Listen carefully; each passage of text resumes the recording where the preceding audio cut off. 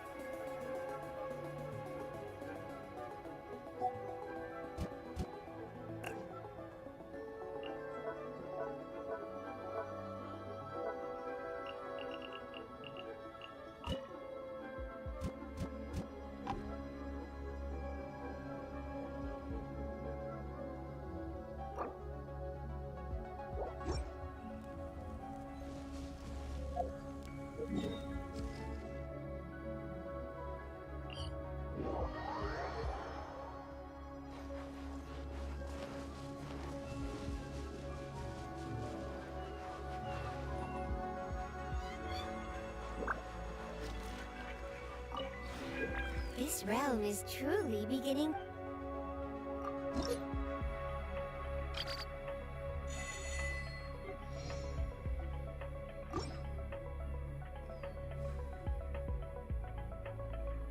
If you ever have...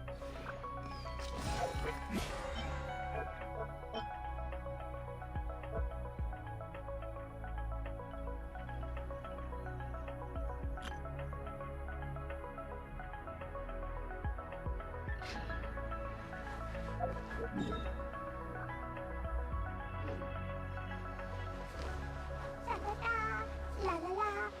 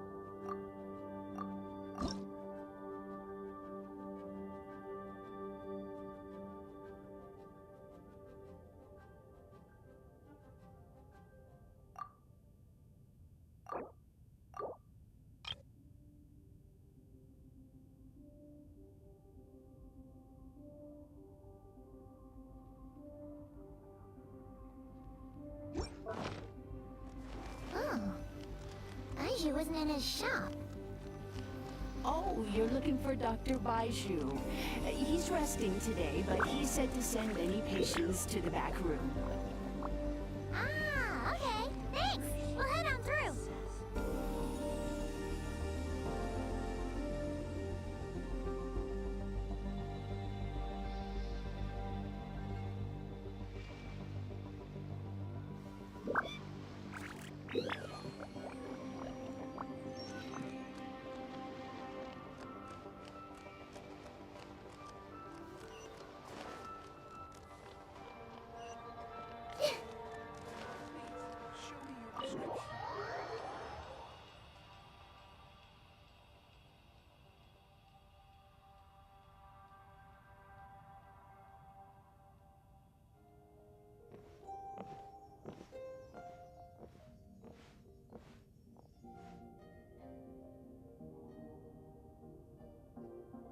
Traveler, Paimon, welcome.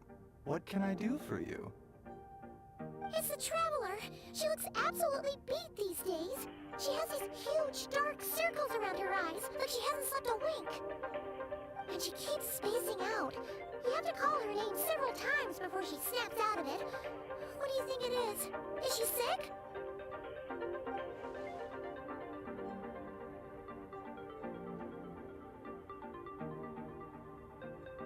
Very peculiar. In all the time we've been acquainted, this is the first time you've come to me with a health complaint. Come, let me take a look at you.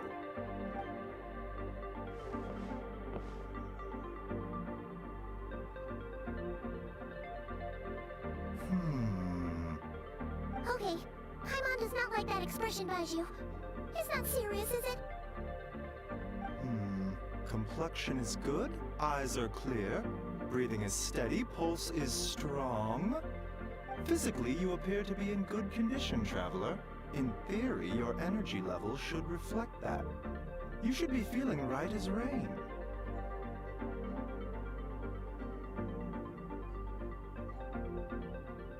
Hence my concern. A clean bill of health is usually a good thing, but in this case, it likely means your situation is more complicated. Physical illnesses come with detectable symptoms that can be used to diagnose, medicate, and cure the condition. But afflictions of a non-physical nature, they fall outside a doctor's realm of expertise. Huh? What do you mean, non-physical nature? Curses, dark magic, it's hard to say. It could just as easily be a simple case of mental fatigue. Why don't you rest here for a bit? Whatever it is we're dealing with, clues to your condition are sure to reveal themselves in time. Once we know the root cause, we can administer the right treatment.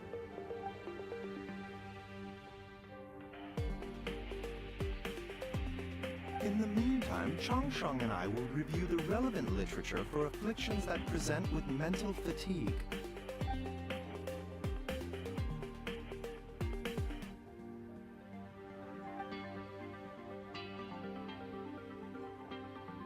Oh, must be a rare condition if not even Baiju and Changsheng have seen it before.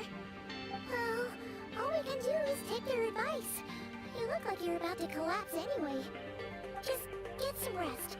Paimon will be right here by your side. Fingers crossed you'll be all better when you wake up.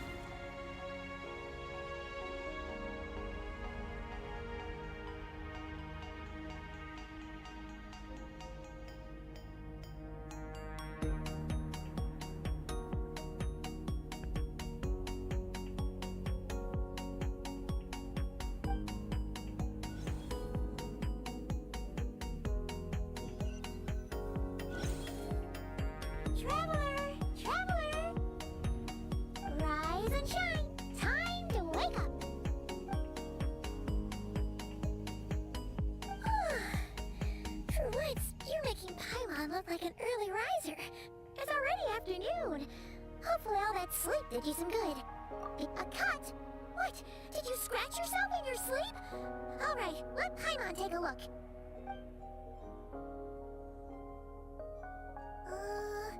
Nope, nothing there. Wait, did you have a nightmare? Okay, don't panic. Paimon heard that dreams tell us what we need by showing us the opposite. So, if you had a nightmare, maybe all you need is something to cheer you up. Come on, Paimon will treat you to something yummy.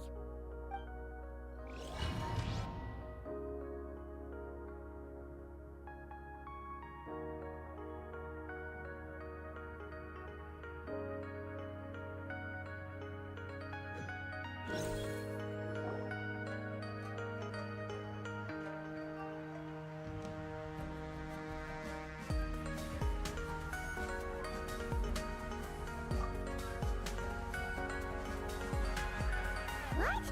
So, in this dream, you were trapped in a weird place with thick fog everywhere, and then a sprite came out of nowhere and stabbed you in the back? Oh, okay, well, that's a new one. Are you sure it was a dream? Because from the way you describe it, it sounds like you were really there. But then again, you woke up right where you went to bed, and you were definitely in a deep sleep this then. It's decided. Paimon will stay up and watch over you tonight. If anyone tries to mess with you, Paimon will beat him up. Or, wake you up first and then we can beat him up together.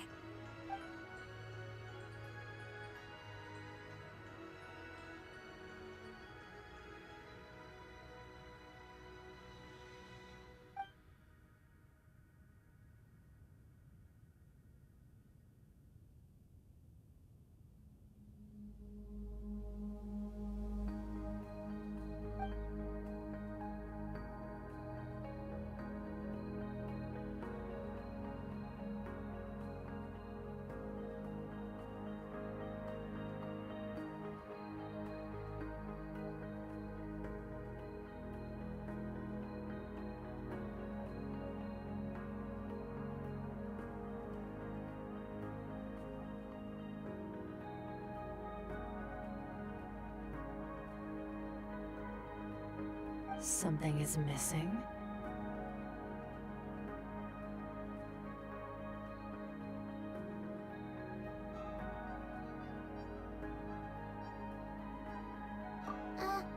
Did you just say something?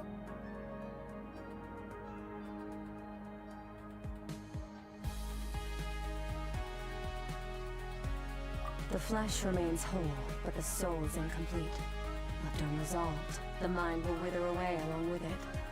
Ah! What the? Wait! Paimon remembers you! Your child's master! Or?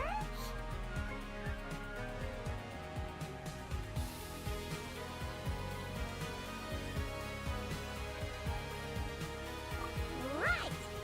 What are you doing here? The last time we saw you was at the Primordial Sea in Fontaine, right? But then you left and never learned where you went after that. Child's been looking everywhere for you, by the way. What brings you to Wanmin Restaurant of all places? You came here looking for us? And were you the one behind that hocus pocus just now?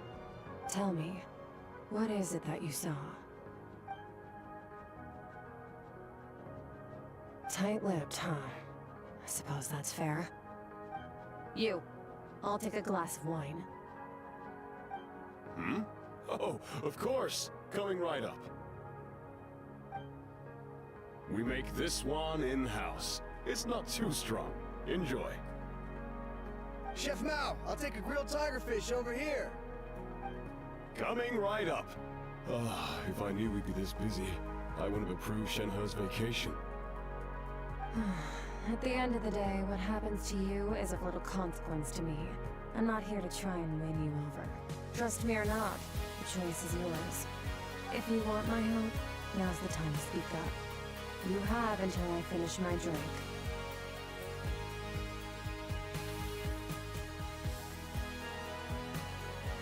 was investigating an abyssal disturbance in the area and happened to notice you. Part of your soul is damaged, and the wound bears traces of abyssal corrosion. Need I say more? Neither of those things sound good.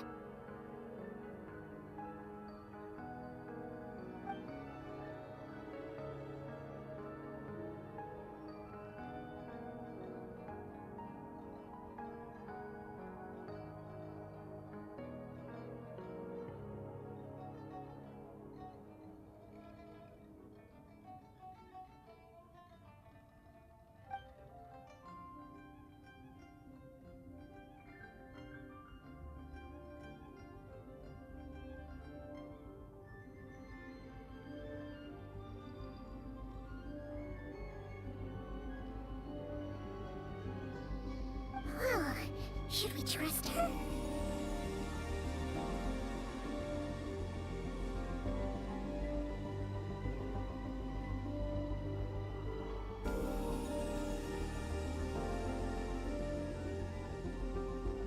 She mentioned an abyssal disturbance.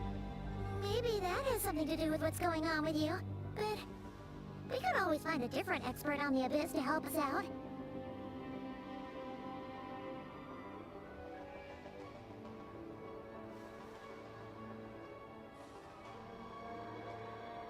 Yeah, and that thing she said about your soul being damaged is scaring, Paimon. Definitely something we should fix sooner rather than later. Skirk's an interesting one, that's for sure. But from what Childs told us, she doesn't seem evil, at least. 1, 2, 7, 10. That'll do. Well, have you made up your mind?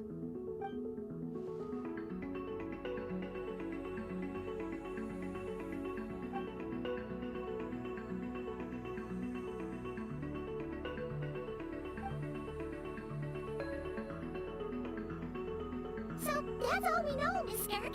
Oh, ma'am. Can you help us? So, you couldn't disperse the fog. I understand. Come find me in the Brayley Plains when you're done here. Oh, and I left cash for the drink on the table. Settle the bill for me, will you? Oh, okay. Huh? She disappeared!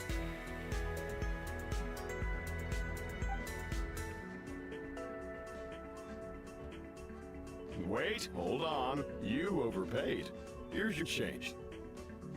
Oh, no. This includes the drink, so it should be the right amount. I didn't think you two ordered a drink. We didn't. It was that lady who came and sat with us, remember? You brought it out to her yourself.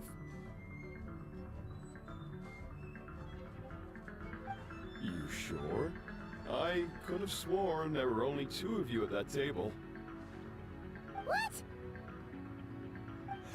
What'd you put in their dish, Chef Mao? Some kind of hallucinogenic mushroom? You got them seeing things. Seeing things? Wait, so neither of you noticed her? Young lady? About this tall, wearing a purple dress? She ordered a glass of wine! Oh, now you mention it, that vaguely rings a bell. And it looks like I did open the wine jar, so it must have just slipped my mind. In any case, that settles your bill. Come again soon.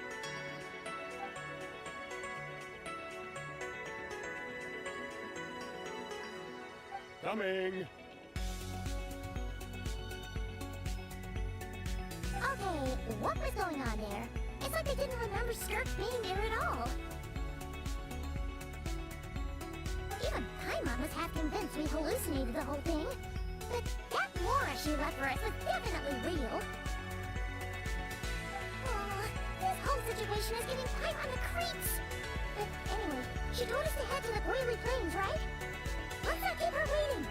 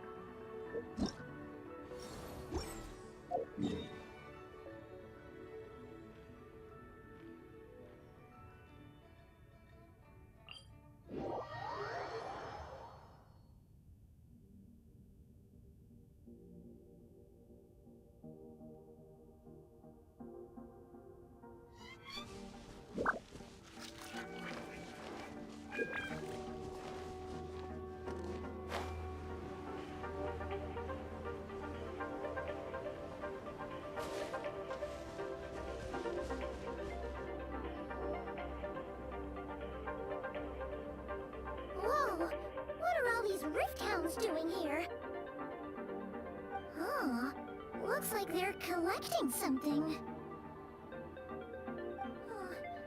Let's go check it out.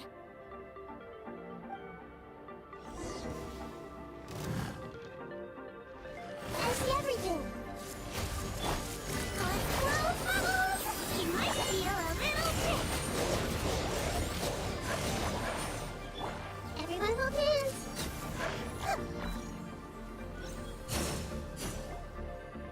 So, this is what they were collecting. It looks kind of like... Yeah. What is going on here?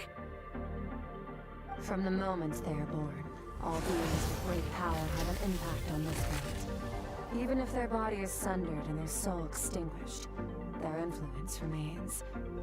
Gods are the most common example of that. The remnants of gods who fell thousands of years ago remain buried deep within the earth, carrying within them a warped will and a dark curse. Together, these remnants form what you call God remains, and it appears that some of those sealed here were dug up and removed. There are traces left, but they're fading fast. What are you doing? Nothing! Just wanted to make sure you were, real? She's definitely not a ghost traveler. I'm unhooked her, and she's solid. Your life hangs in the balance, and that's what you're fixated on? Strange set of priorities. It was just a trick to avoid being perceived. If someone notices me, those memories are erased. Simple as that. Unlike you, I have no desire to establish a connection with the world. The weak and the lowly have no right to remember me. They're lucky they only have a few missing memories to show for it. Now, can we please get back on track? Okay. Where were we? Right. The God remains. So, basically, there's now less of them here than there used to be, right? Isn't that a good thing? In our experience, God remains are 100% bad news. A lot of terrible things have happened because of them.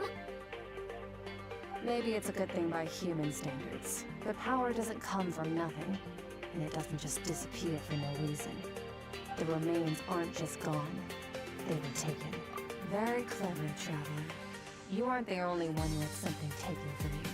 There are victims like you everywhere.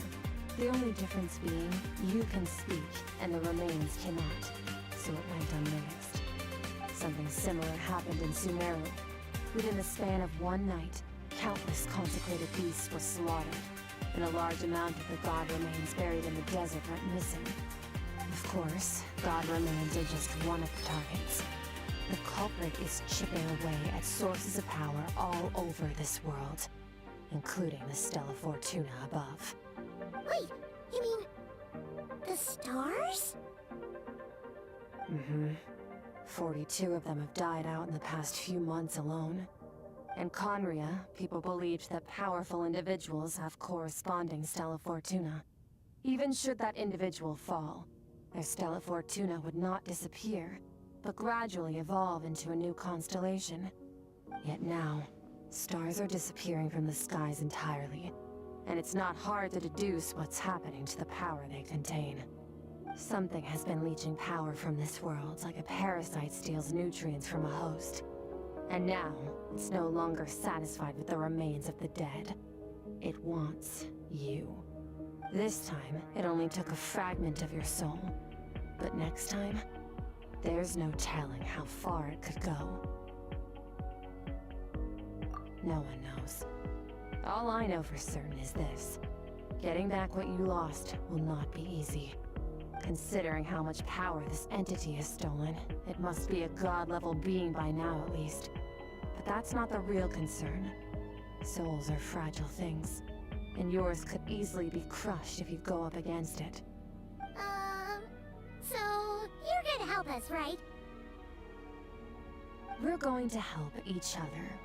You are my ticket to uncovering this thing's true identity. Well, great! You seem super strong and you know a lot about the Abyss, so Paimon will take it.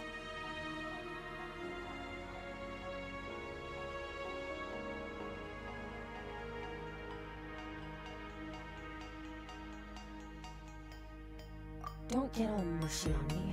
All All I'm doing is helping you get back to normal after a sudden crisis. And I should warn you, getting mixed up with me can have unforeseen consequences. We're on very different journeys. You don't want to be in my debt, trust me. You help me uncover the truth behind this entity, and I'll help you recover what you lost. This is a transaction, that's all. You would do well to remember that. Now, come along. Yeesh! You'd think she'd be a little friendlier since she's agreed to help us. But nope, she's just like when we met her in the primordial sea. So cold. Well, whatever. If that's how it's gonna be, then she doesn't deserve our friendship. What she does deserve is a super embarrassing nickname.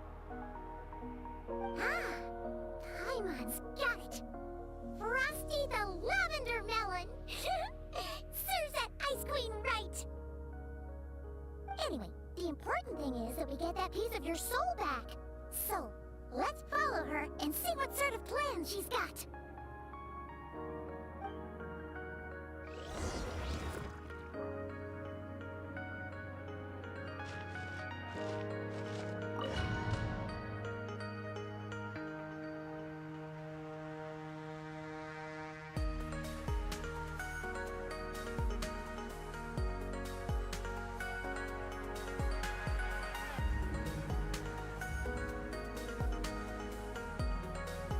Whoa!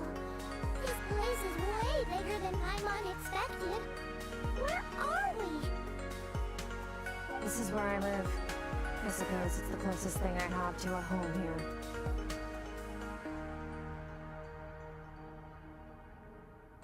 It is. I brought you here because time flows differently in this place. I don't know how much Ajax has told you, but when he fell into this space, I mentored him for 3 months. In that time, only 3 days passed in the outside world. Ajax? Oh, right! That's Child's real name! Yeah, Paimon remembers him mentioning something like that. So, a month here is equivalent to 1 day in the outside world? That should mean we're safe from that power-hungry soul snatcher for now. Yes, well, I didn't bring you here just to show you around. In the outside world, the Traveler could be attacked at any moment. But coming here has bought us quite a bit of time. Now, we just need to figure out how to investigate that place you saw. The one full of fog.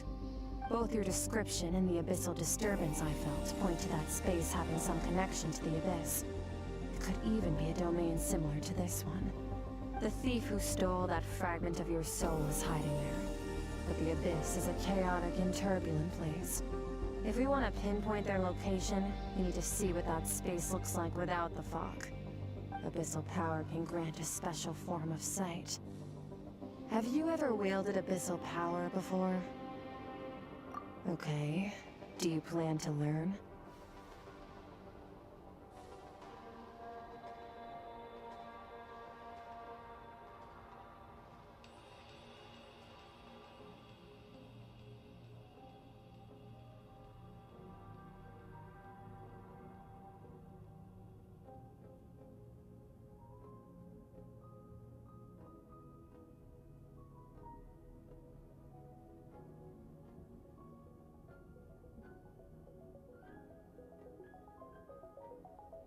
That tracks.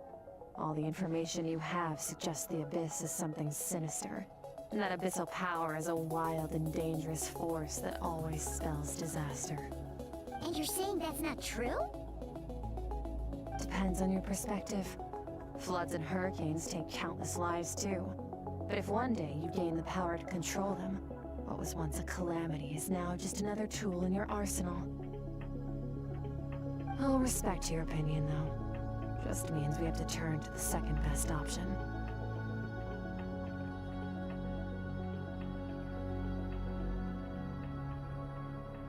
A little abyss crystal that contains my power. Wear it on your head, and we'll be able to perform dream mirroring when we fall asleep. Dream mirroring? It means experiencing whatever the other person is dreaming. everything they see, think, and feel.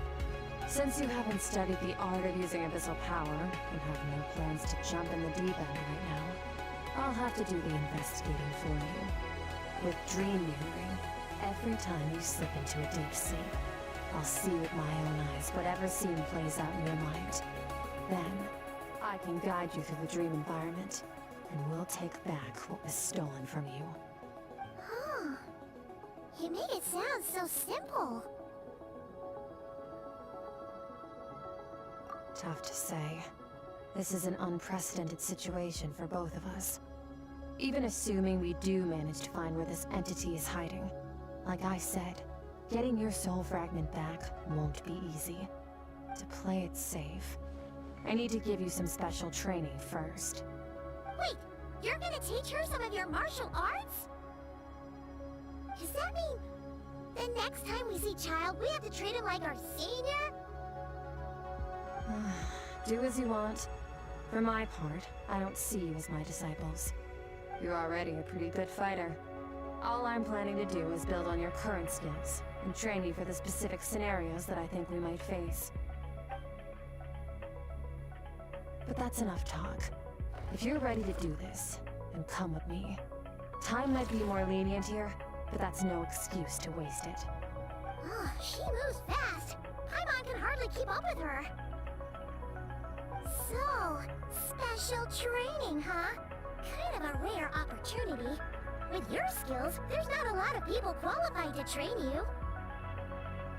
The last time something like this happened was probably anti-Raiden Shogun training, right? Oh, feels like a lifetime ago. Skirk seems pretty strong too, though. You remember how she said that the all-devouring narwhal was just her master's pet? Maybe we really will learn something here.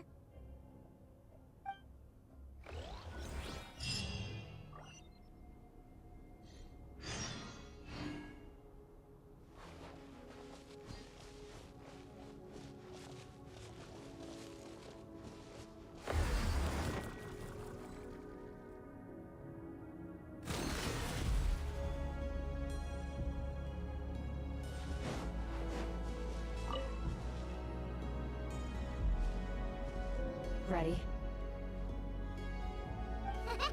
Bring it on! Your training will be split into 3 stages. Testing your blade work, elemental abilities, and reasoning skills. We'll start with blade work. You're no rookie in this area, so I won't bore you with the basics. During your long journey, you've no doubt sparred with a lot of talented sword fighters.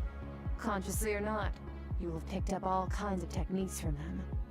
You bet! There's Kaya, Master Jean, Kuching. Oh, and Kazuha, Ayaka. Yeah, we've met sword masters like you in every nation we've been through. You sparred with a bunch of them too, right? Nice to know it's all gonna come in handy now. Don't get too smug. In sword fighting, techniques alone are not enough. You need a cohesive system to bring it all together. A style or school of fighting. To use the human body as an analogy, your style is your skeleton, the foundation, the framework. Techniques are the muscles and other flesh attached to the bones. This is where your strength comes from. Improving your sword fighting is like growing that body. If your frame got bigger and taller, but you didn't add any muscle mass, you'd be weak and flimsy. Then again, if you packed on pounds of flesh without a big enough frame, you need to do some introspection.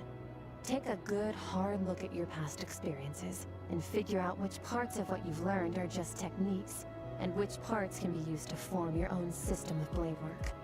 Only then will you get the full utility out of all your thoughts and observations along the way. Only then will every strike you deliver make perfect sense. Wait, is that it? Paimon thought you were gonna teach her some cool new moves. Like when you went swoosh and opened a tunnel to another place. One day, you'll reach a new level of power where you realize that even that's as basic a trick as any other. But right now, our sword styles are so wildly different that teaching you mere techniques is pointless. There are no shortcuts in the pursuit of power.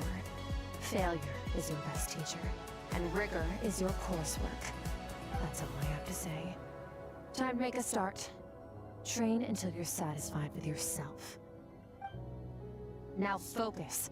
Destroy the crystal columns as swiftly as you can.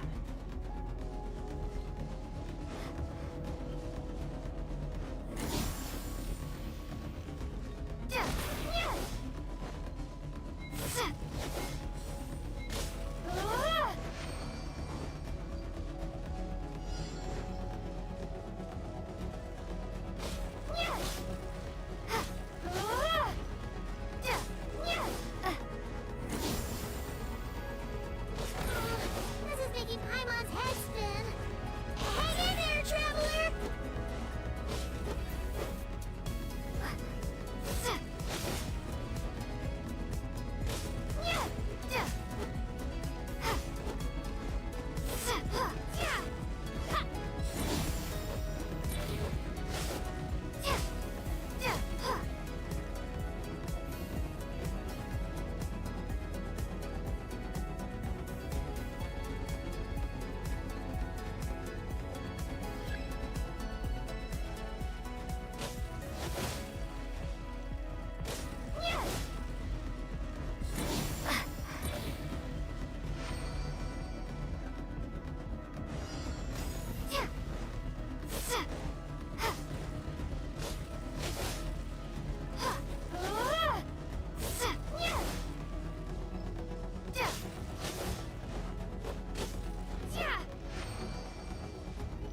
Stay calm. Use your head. You have to keep it together.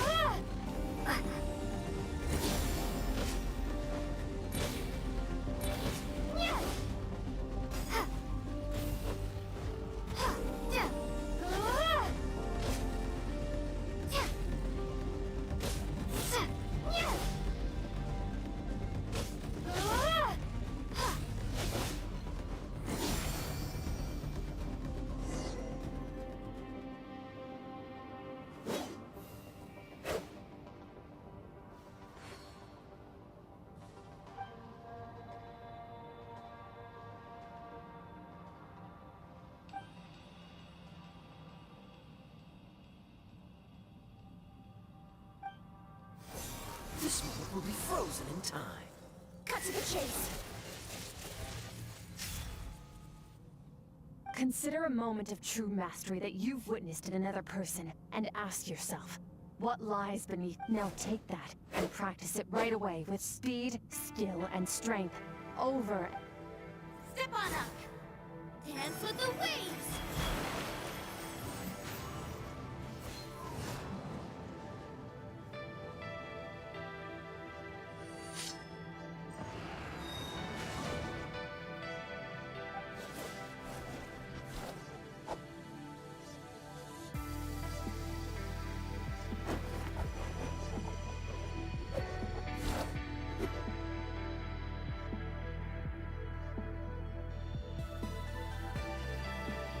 If you start to tire, empty your mind, but do not stop. Stay in that frame of mind as you keep up the fight. Get rid of all redundant movements. Imagine your sword is an extension of your own body. Wield it just as you wield your arms, hands, and fingers. It was on a deserted moonlit night that the hero approached the vile dragon's limpid lair. Ring cutter! Feathers fleeting wet, the white heron treads water, a sight without flaw. Master of Inazuma Kamisato art Tachijutsu.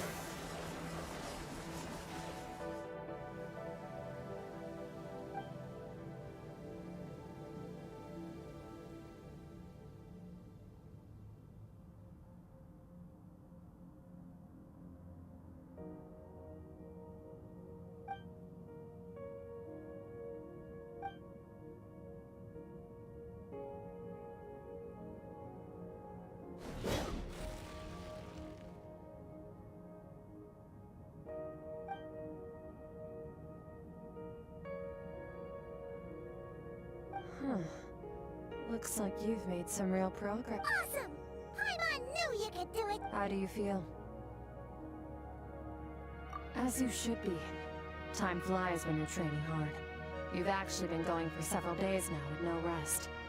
Yeah, meanwhile Paimon's had a whole bunch of naps. But you were so focused, she didn't want to interrupt you. Go get some sleep. I'll be doing the same very soon. Let's hope you see that foggy place in your dream, so I can get this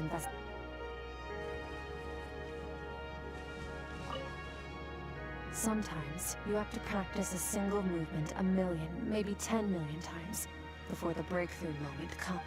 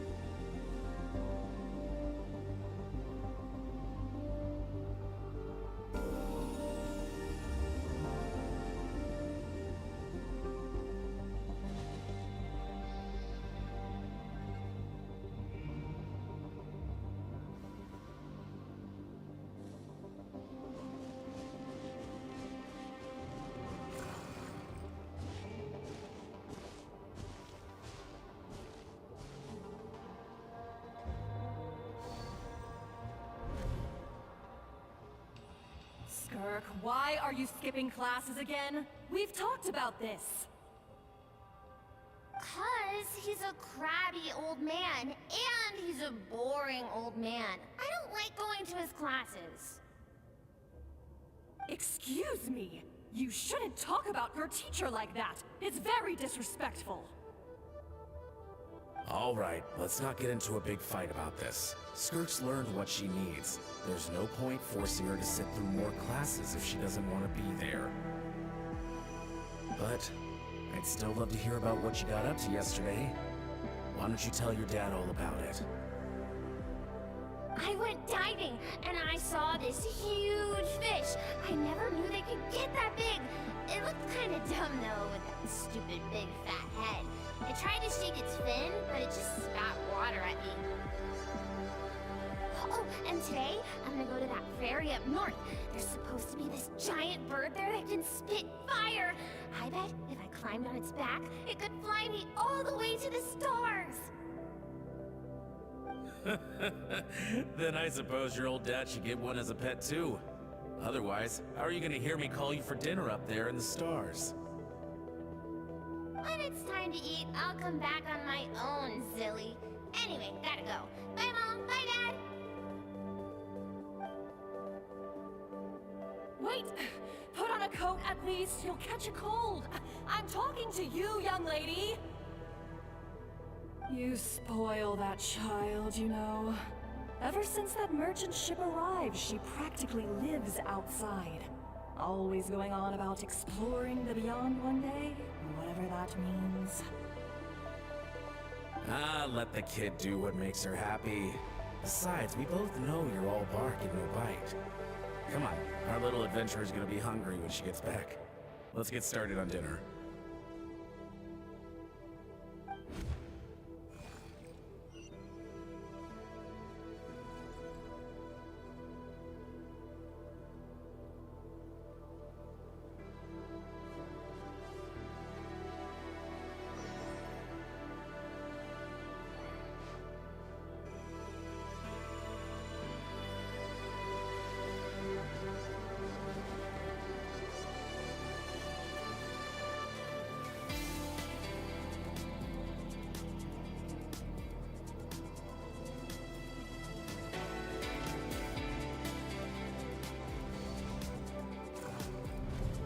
The stars shimmer high above.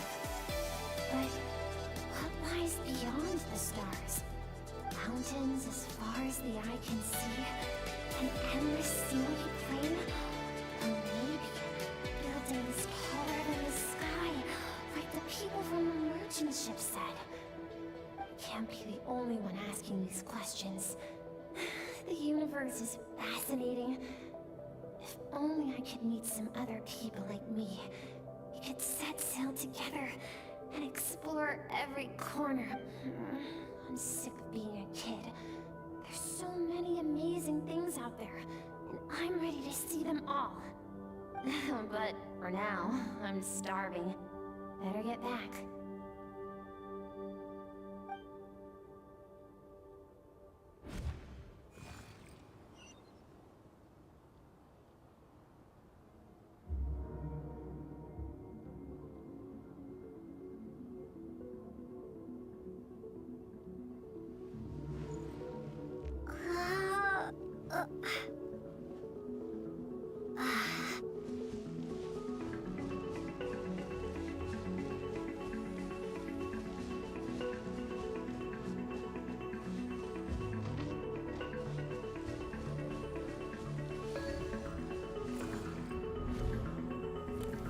Don't let a single one of them get away! No, please spare the children. Stay back. They're coming! Help! Eliminate the threat. Take them down! Don't be scared. This way! We'll never make it! Where? There's fire everywhere. What happened? I told you we shouldn't have trusted these outsiders!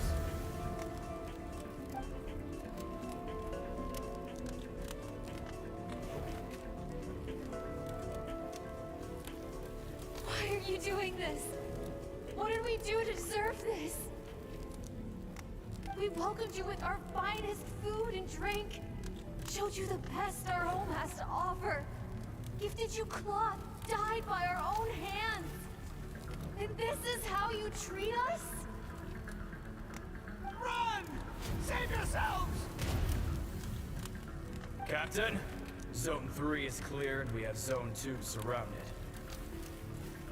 Begin extermination. Remember the orders from upper command. No one is to be left alive. Rest assured, sir. We have enough munitions to annihilate these savages and burn their entire civilization to the ground. Good. The only ones who put up a real fight are that man and his wife, correct? What's their status? We shot the man in the ankles and the wife broke her wrist attempting to fight back. They won't be doing much more fighting. They're holed up in their home for now, but they won't last long. To prevent them from making some kind of last stand, we're planning to clear out the other zones first so we can send a bigger squadron to surround them. Well, well. Turns out some of these beasts do know how to use their claws. Now the threat these savages pose will be undeniable. Let them cling to what's left of their lives for a little longer. Once the other zones are cleared, I'll cut off their heads myself.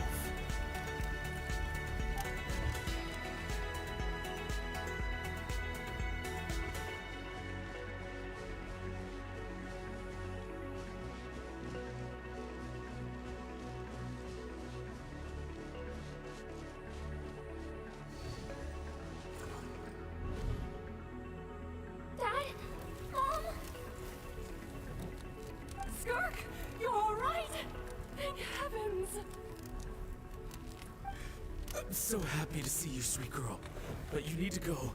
It isn't safe here. They'll be back any second. What happened? You're bleeding a lot.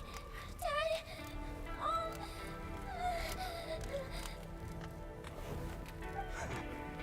This is the place. Alert all units. Prepare to surround. Run, Skirk! Run as far away as you can! Don't trust anyone! Your dad and I, we're not afraid to stare death in the face, but we need you to survive. My clever girl, so curious.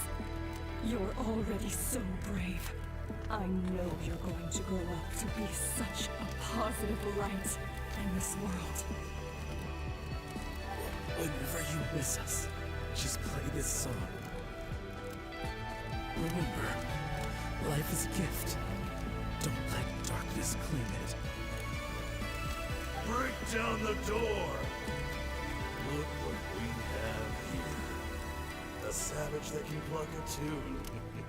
Well, the show's over.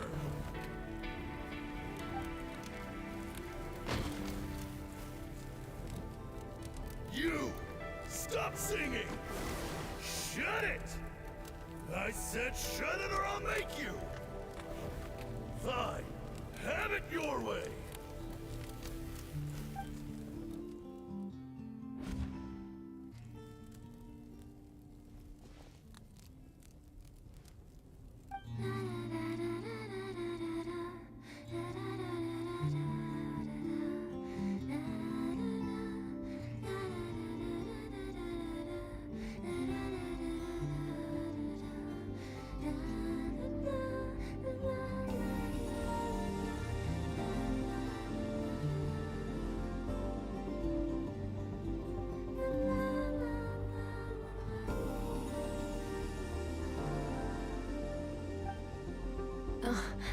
You're awake?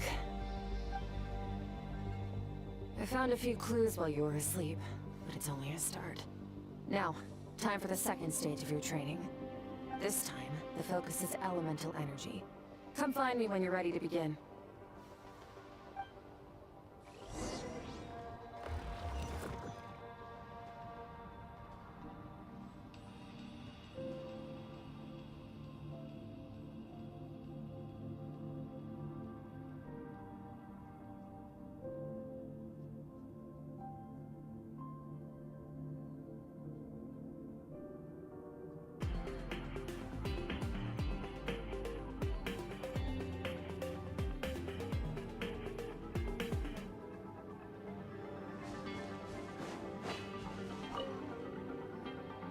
Man, staying in the abyss feels so surreal, don't you think? No day and no night. It's like time hardly exists. If we weren't careful to keep track, it feels like we'd have no idea how long we've even been here. Well, except for the fact that Paimon still gets hungry like clockwork. You go do your training. Paimon's gonna grab a bite.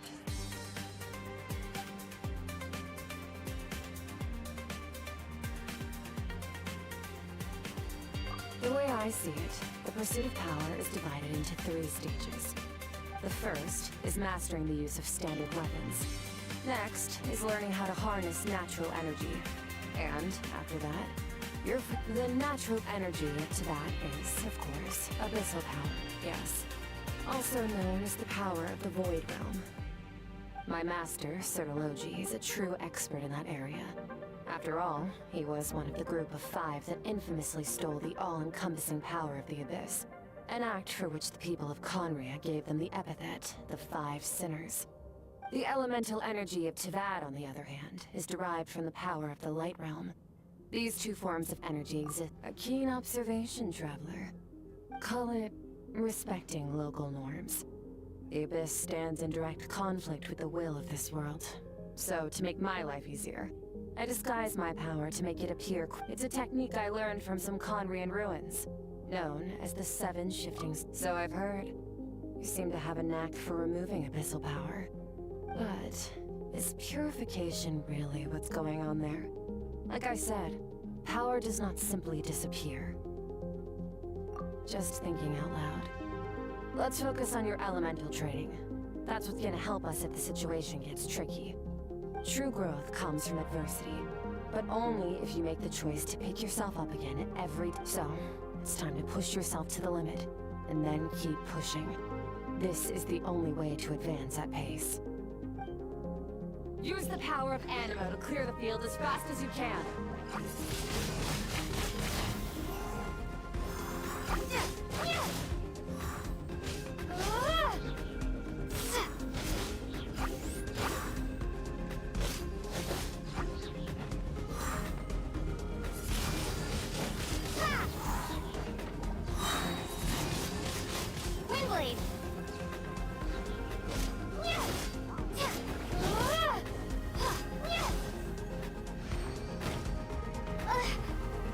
Observe your surroundings. Look for things you can use to tilt the scales of success in your favor.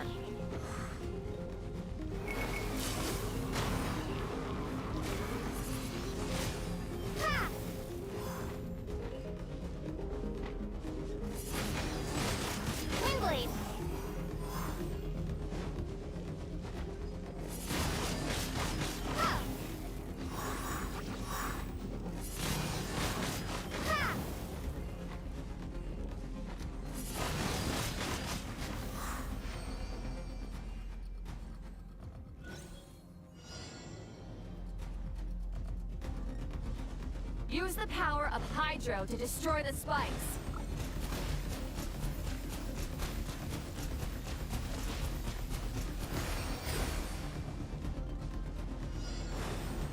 Faster. Don't give them a chance to strike you. You need to be quicker than you were in your dream. You can't afford another injury like that.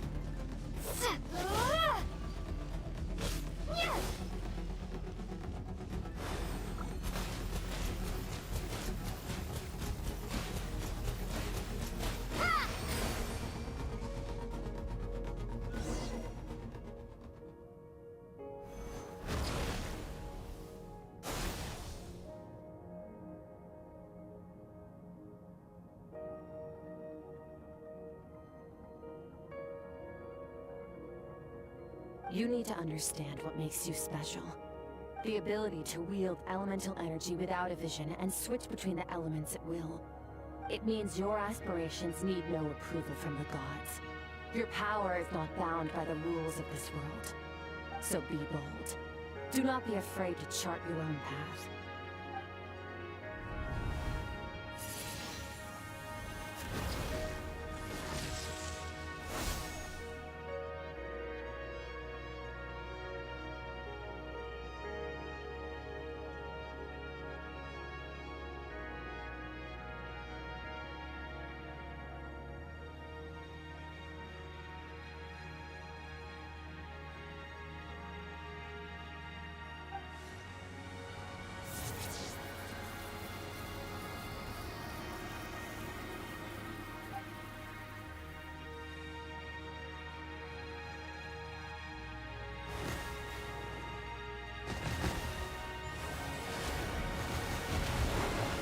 Very good. It seems you've reached a deeper level of long enough for you to lose yourself in your training, which is a good sign.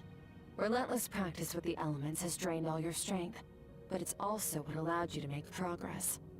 Get some rest. When you wake up, we'll proceed to the final stage of your training.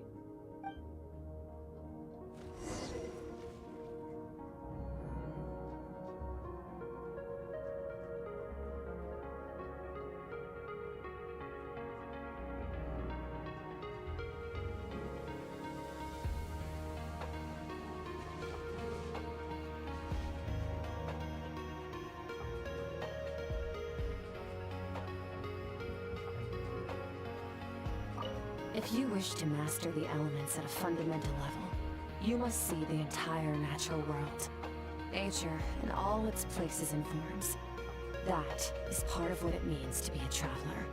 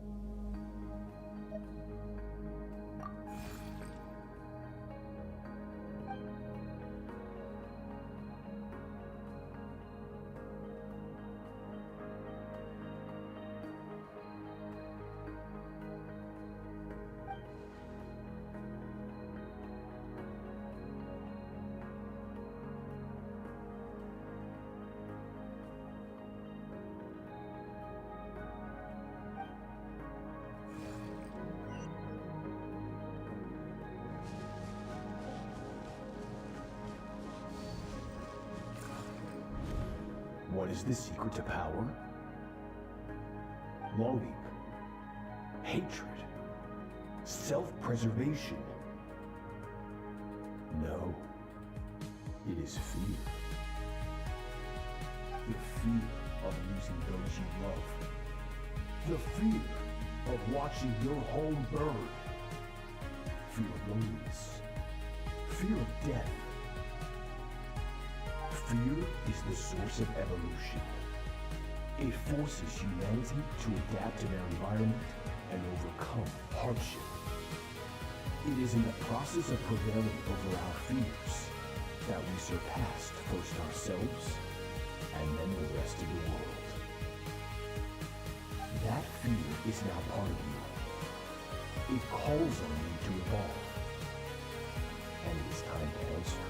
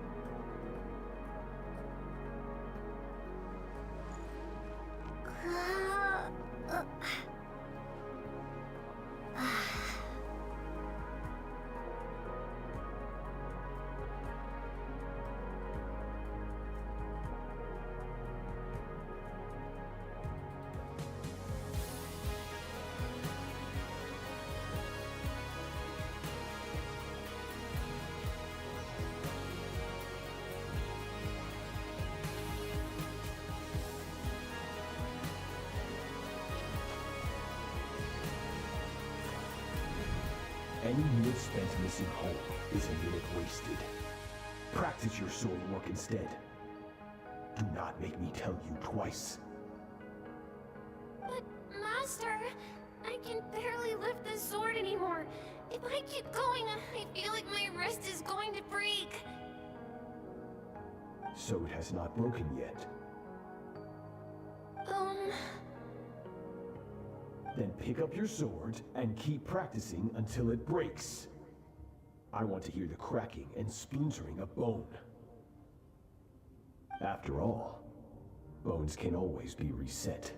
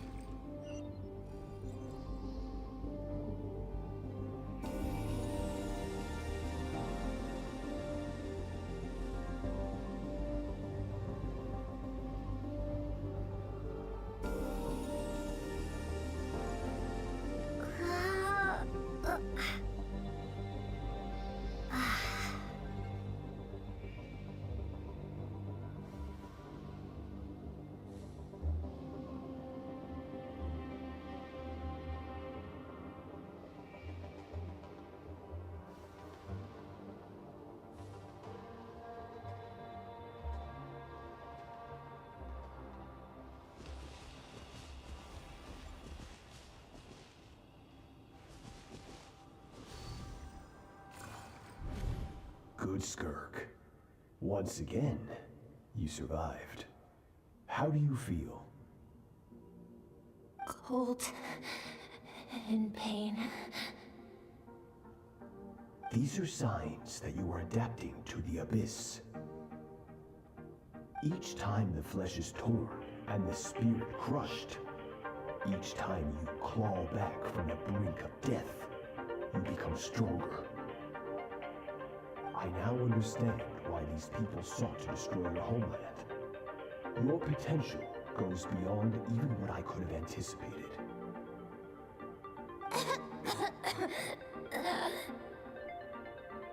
But you still have much to learn in your pursuit of strength. Your mind is rife with distractions. From now on, I shall show no mercy in your training.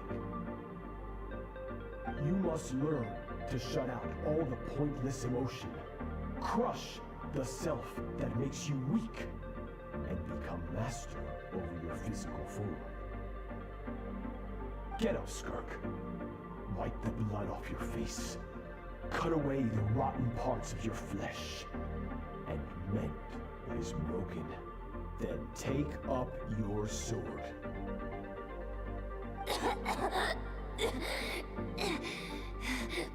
Yes, Master.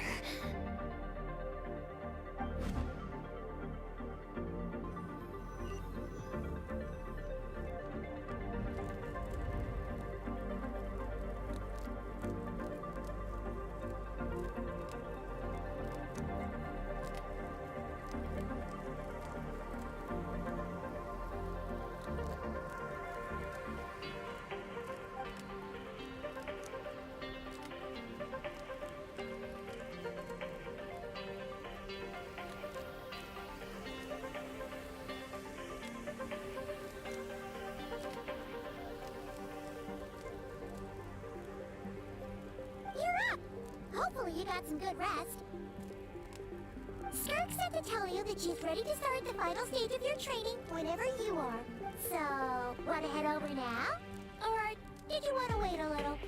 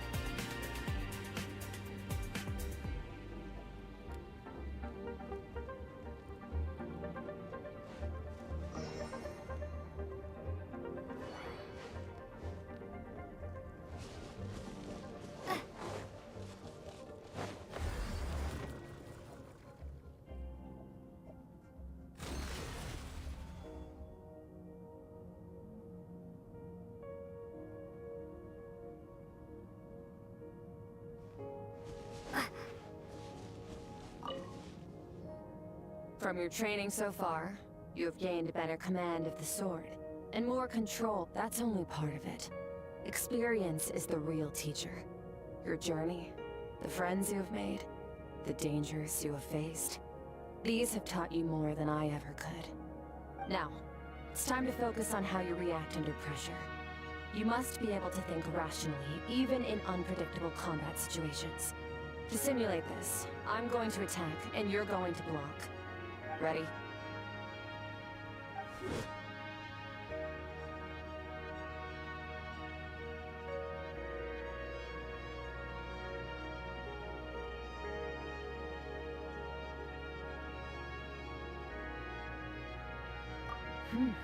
Not bad.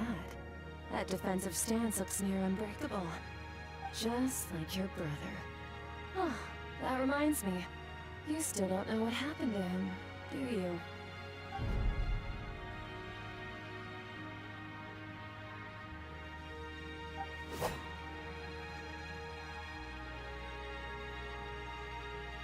Hey, no fair! That's cheating! You think every opponent has the same moral code as you? You can denounce their deplorable methods all you want. But only if you live to tell the tale. The dead don't get to complain. Strong emotions will always arise in combat. Anxiety, anger, fear. But a true warrior is never at their whim. How amusing. Almost sounds like you think you know me. But you don't. You can choose your own path. We are not the same. Let's begin. Try to use reason over emotion. Make the most rational and advantageous decision in any given moment. This is your final training session. Look alive. Same drill as before, but this time I'm going to interfere. Hold your focus.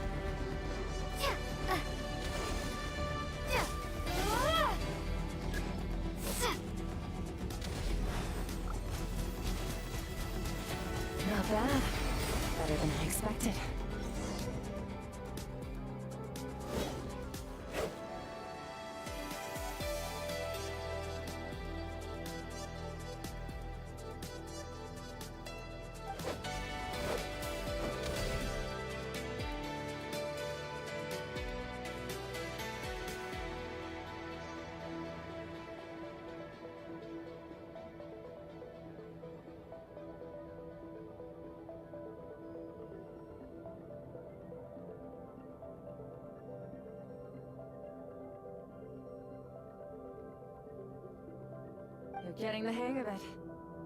The first step to controlling your emotions is controlling your mind. You want a unified train of thought. It all comes down to focus.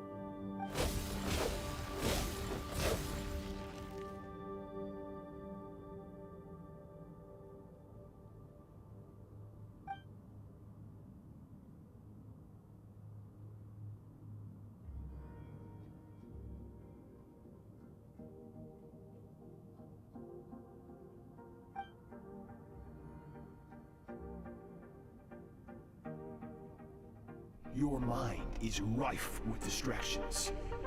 From now on, I shall show no mercy in your training. You must learn to shut out all the pointless emotion, crush the self that makes you weak, and become master over your physical form.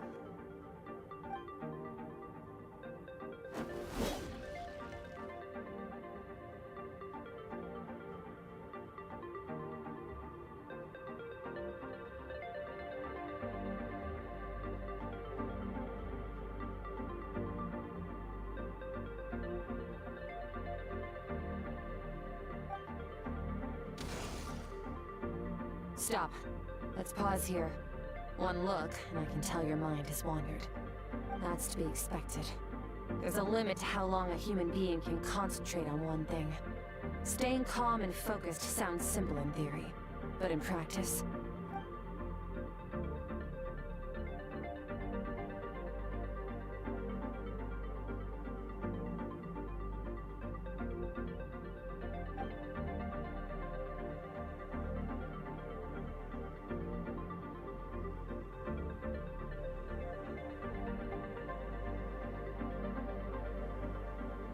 Get some rest.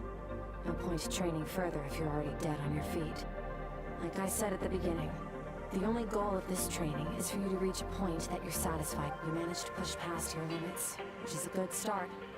You can be proud of that, and sleep well knowing that you've earned it.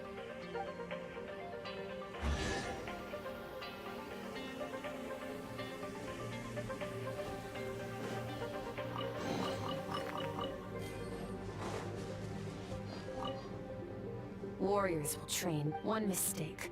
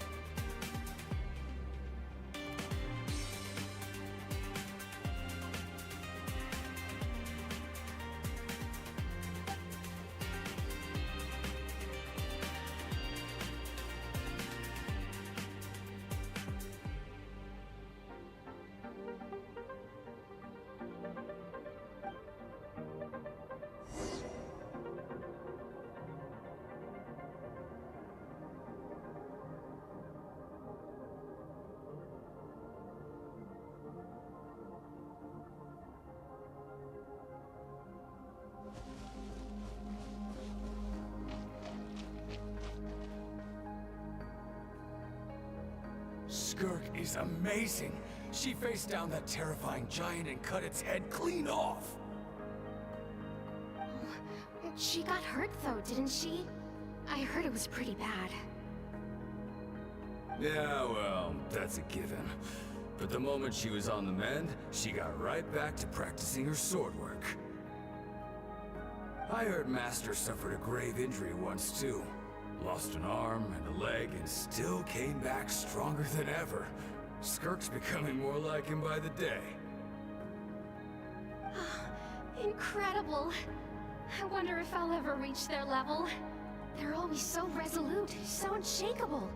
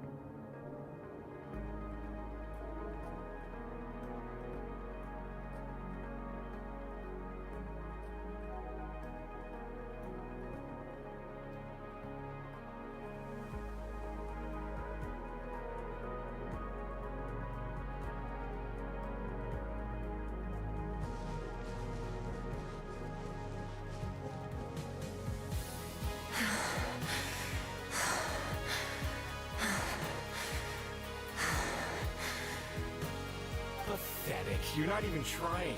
You're so much weaker than you think. Skirk, have you become a positive light in this world?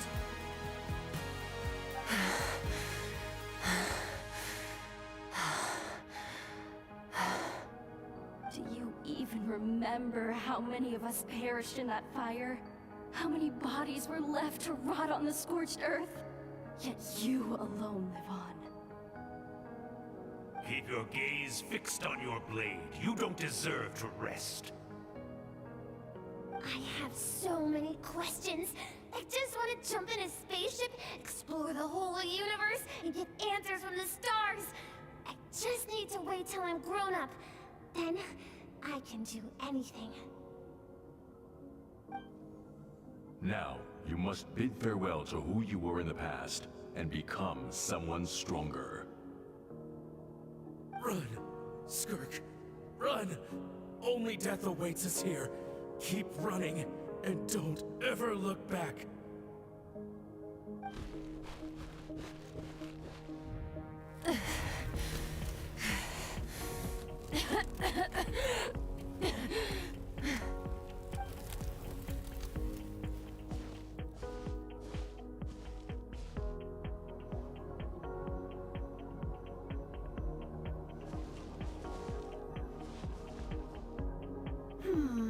Let's see here. First things first, you need a new identity. Going around telling people you're from somewhere beyond the stars won't do, now will it? How about saying you hail from beneath the earth instead? As the Conrian saying goes, venturing out into the universe and down into the abyss are the same in that both are braving the dark unknown. Well, I'm a visitor on this planet, so I'll follow the rules. Oh, splendid. That saves me quite a bit of trouble. Let me offer you a piece of advice in return, although it might not be what you want to hear. I know the pursuit of strength is important to you, but taking a moment for yourself every once in a while is never a bad idea. Ignore her existence for too long, and there will come a day when you can no longer hear her voice.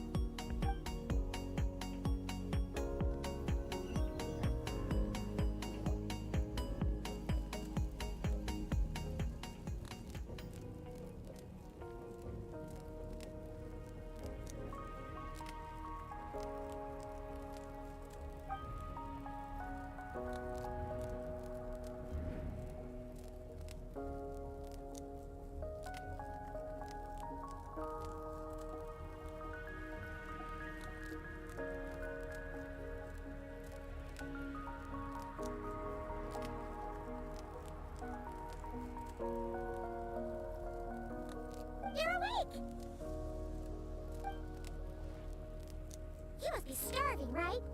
Ta-da! A barbecue feast just for you! Of course you are! That's why Skirk and Paimon got this all ready for you. Dig in! Before it gets cold! Ah, well, if you're around someone long enough, it's bound to happen. Plus, Skirk can cook! So, Paimon decided she can forget the whole Ice Queen thing. Paimon's not one to hold a grudge. Here's an idea. Let's save the chit-chat until after the meal.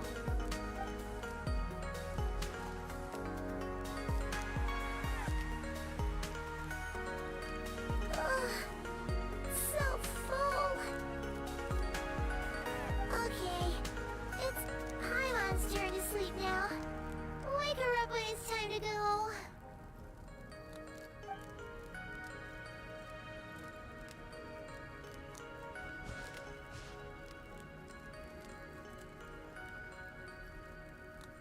I have good news.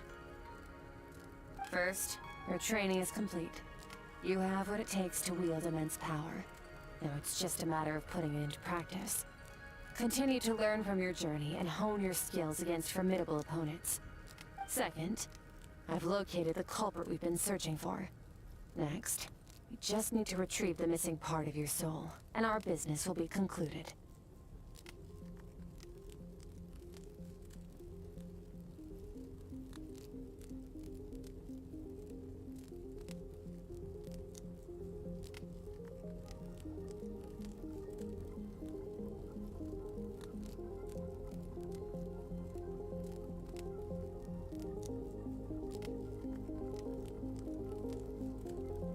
When Ajax trained with me, he once told me he was bursting with questions.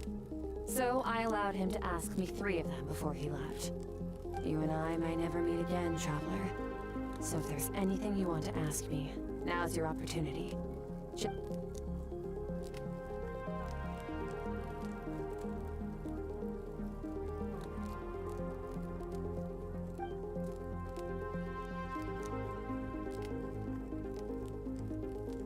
Okay, not the angle I was expecting. What makes you ask that?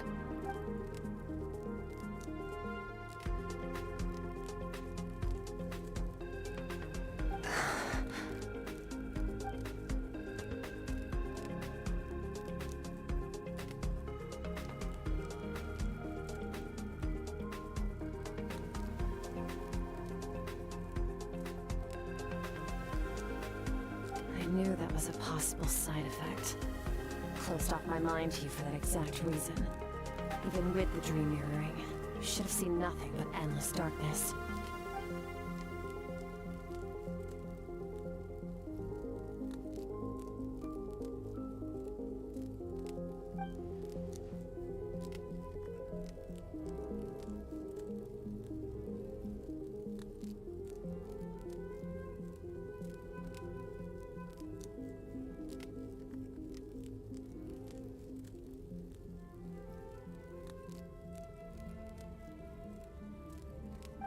Whatever. Must have been a flaw in my execution. I shouldn't be too surprised. Due to some recent circumstances, my self-control has been lacking as of late. Since you've seen what you've seen, there's no reason to hide the truth. No, I'm not from Teyvat. I'm from a different planet. And there was a time when I journeyed through the stars. A lot like you in some ways.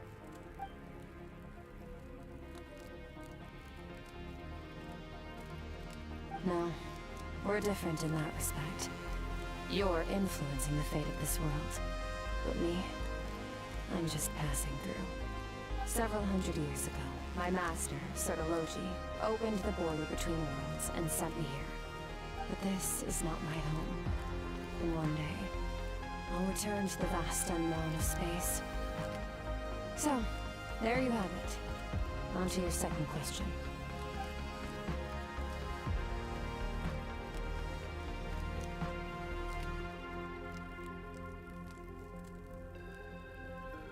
To become stronger. For certain reasons, I need to bridge the power gap between me and my master as quickly as possible. But first, I need to understand the source of his strength. To do that, I need to follow in his footsteps.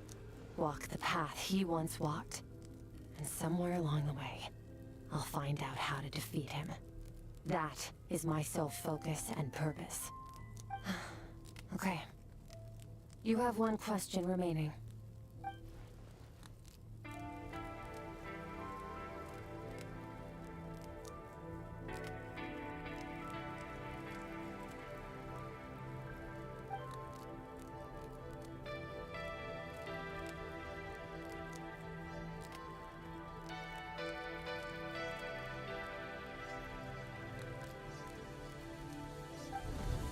You make it sound so easy.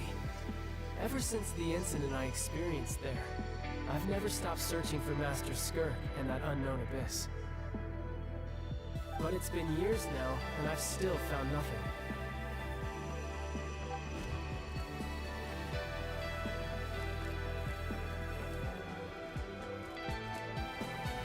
Well, your last question?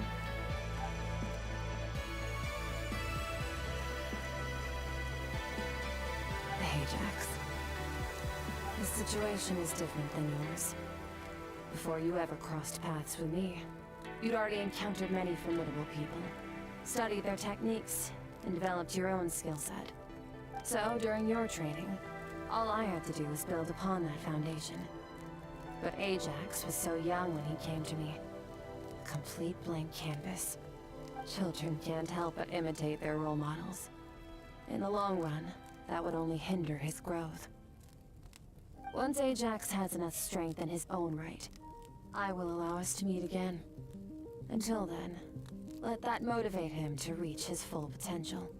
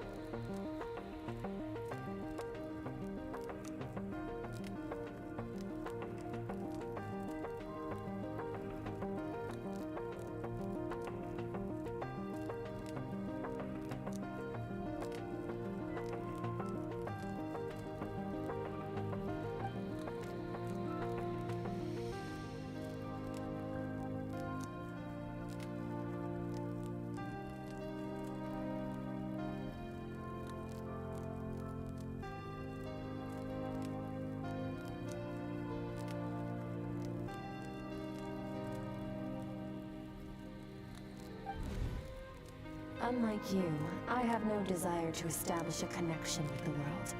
The weak and the lowly have no right to remember me. They're lucky they only have a few missing memories to show for it.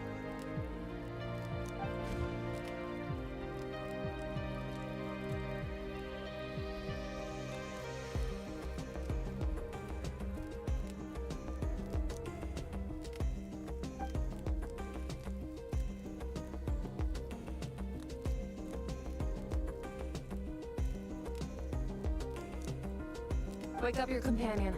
It's time to go. Oh, and everything I just told you. Best keep it a secret from her as well.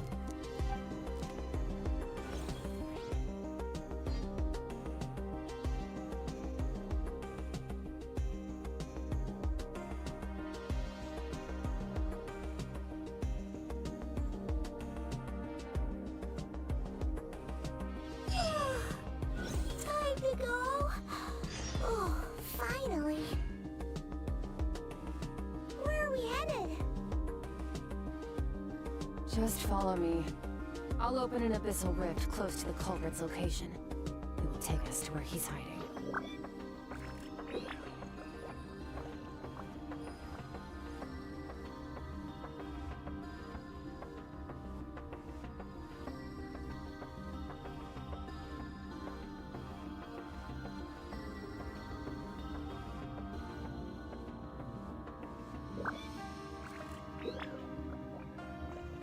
What they say is true. You have to see the world for yourself to appreciate how beautiful it is.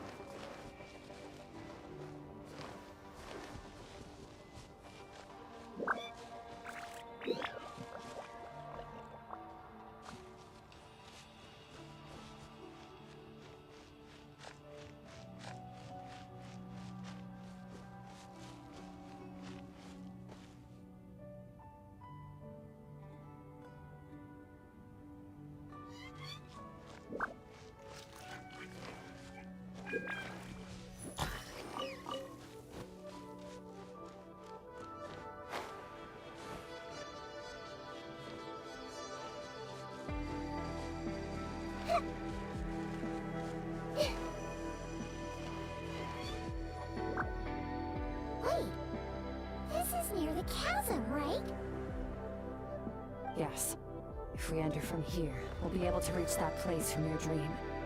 You have some experience with abyssal domains by now, but still, this is someone else's territory. Best to protect. Don't worry, Paimon's an expert at hiding behind. Oh, but, that ain't. Alright. Remember your trick.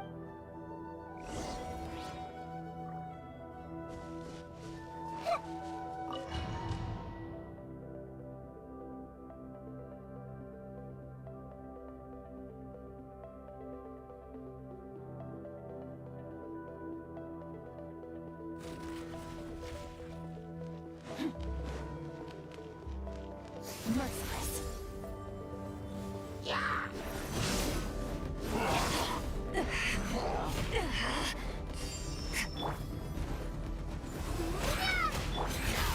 Paradigm shift!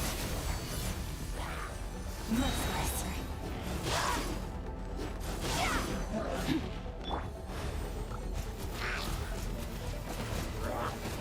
Go! Merciless.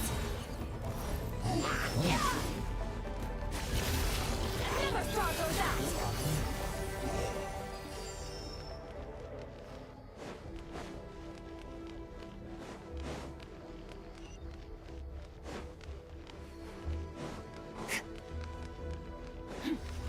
Whoa!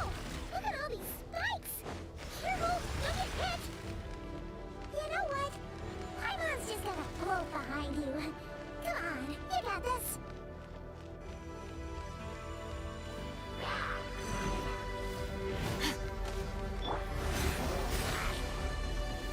Wipe out! Surge! Mine to wield.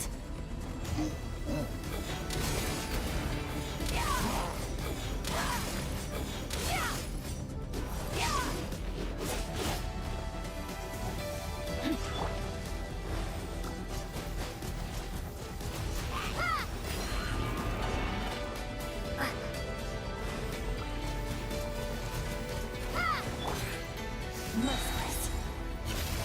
Into the blood.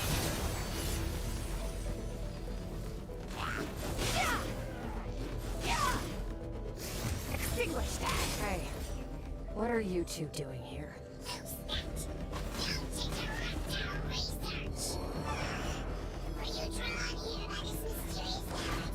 Dusty, like an abandoned house. Let's press on.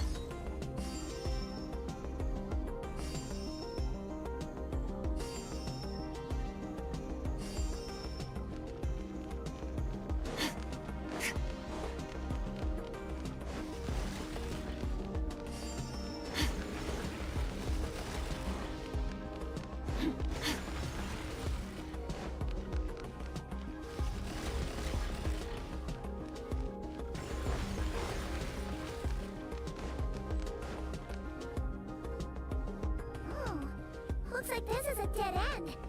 Did we make it to his hiding place? Ugh! This fog is making it impossible to see anything! This should be the place where you were attacked, Traveler. The missing part of your soul should be nearby. Can you sense where it is?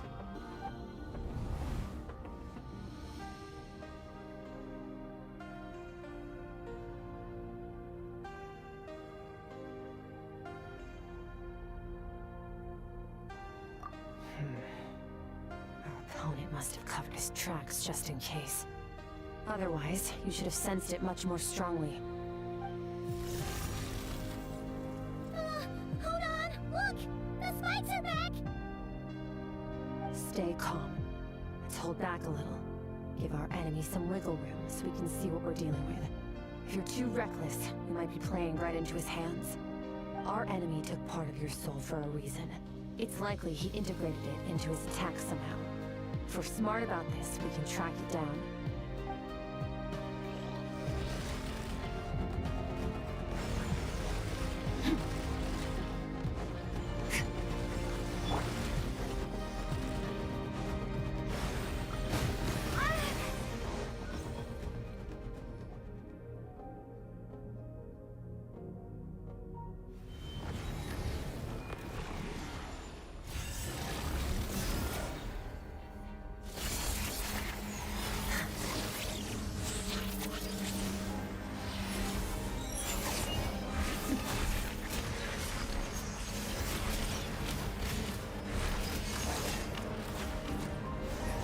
From the start, the attacks have been focused on me. Trying to break through my defenses? I see.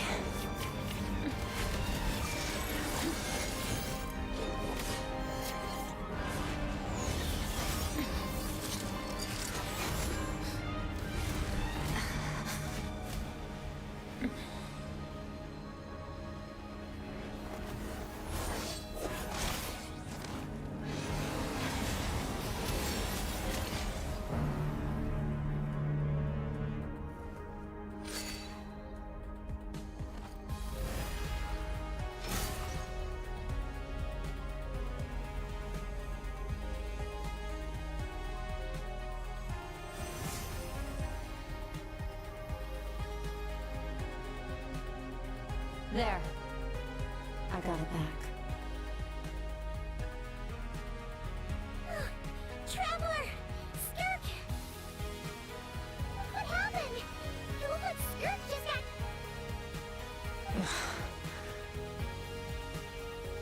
In the Greyly Plains, you asked me why this enemy chose you as his target. Now, the answer is clear.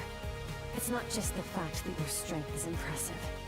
It's also because of your ability to, as you put it, purify abyssal power. Whatever that actually means. The fact is, that ability allowed him to do something that should have been completely impossible. Namely, break through my defenses and steal my power.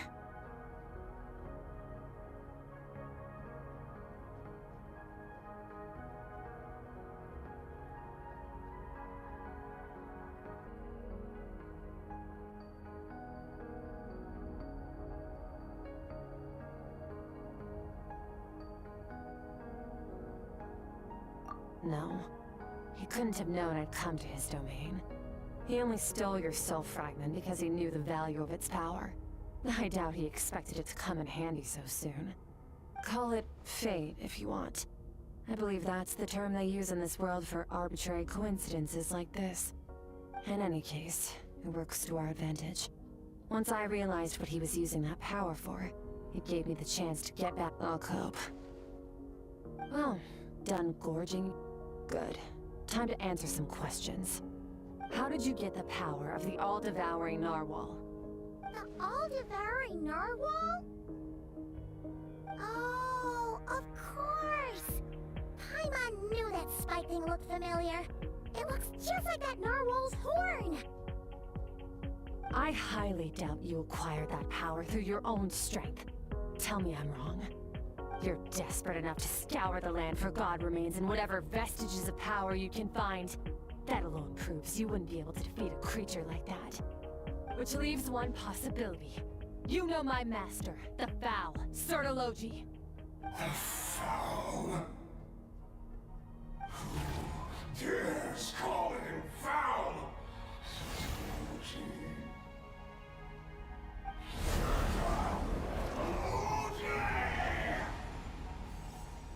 What's wrong? Bit off more power than you can chew? You're struggling to hold a basic conversation. Just a little longer. I'm still...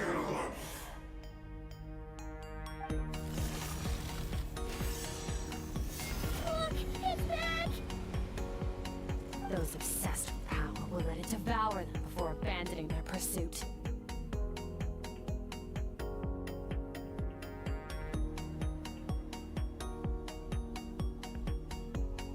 Keep calm and use reason to decide the best course of action.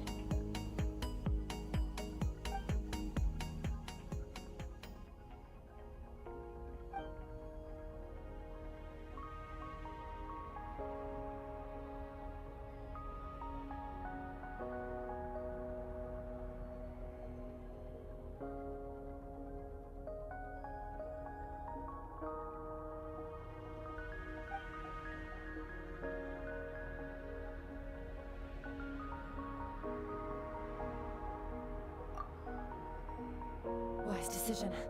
Final victory doesn't always come after a single battle. You've got your soul fragment back, so we both got what we came for. Let the enemy draw breath while he can. It won't be for long. Get us out of here, Traveler. You'll need to lead the way this time.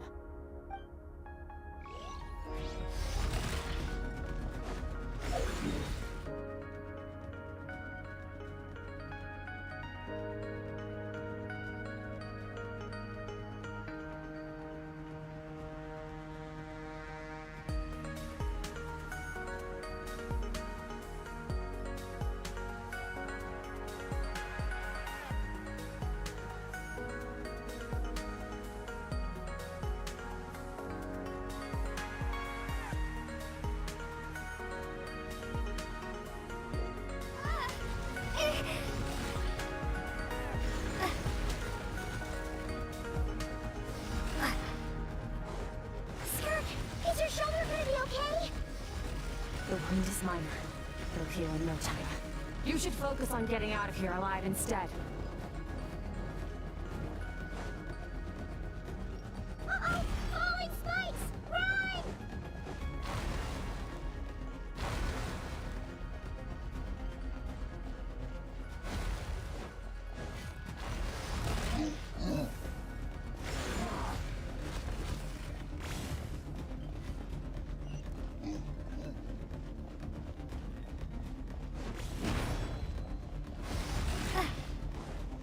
Watch out! Looks like this place is about to collapse!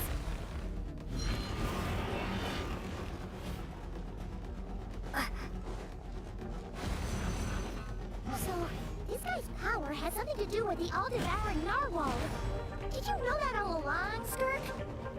I had my suspicions. That's why I decided to investigate in the first place. But suspicions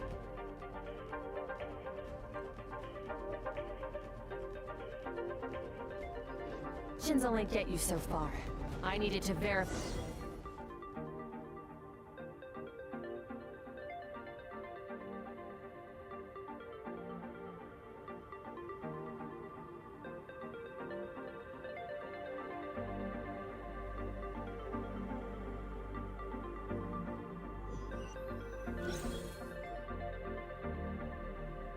Phew. Oh, we should be safe here, right? I no longer sense his presence. Can't have followed us out of that abyssal domain. Weaklings like him will find that my power is not so easily controlled. He won't be leaving that place until he's... You seem surprised. I suppose that's fair. I've seen but a fraction of what that whale is capable of. That gaping maw could swallow a planet whole. It's called the all-devouring narwhal for a reason. Devouring is what it does best. It can extract power from anything, dead or alive, as long as it manages to make physical contact. Yeah. When we had our our run-in with that thing, Roulette mentioned that it has an instinct to devour. Your dragon friend recognized the nature of its abilities and used the power of Hydro to protect you. That worked because it was in a satiated state, so it was somewhat less aggressive than usual. It's a different story when it has no more power to feed off of. That's when its true voracious nature kicks in. It could devour everything on the planet in that state, which is why I cast it into that void space. But I hadn't counted on there being anyone left on this planet capable of wielding its power. To me, that says he must have encountered the whale a long time ago. Meaning, he must have known my master.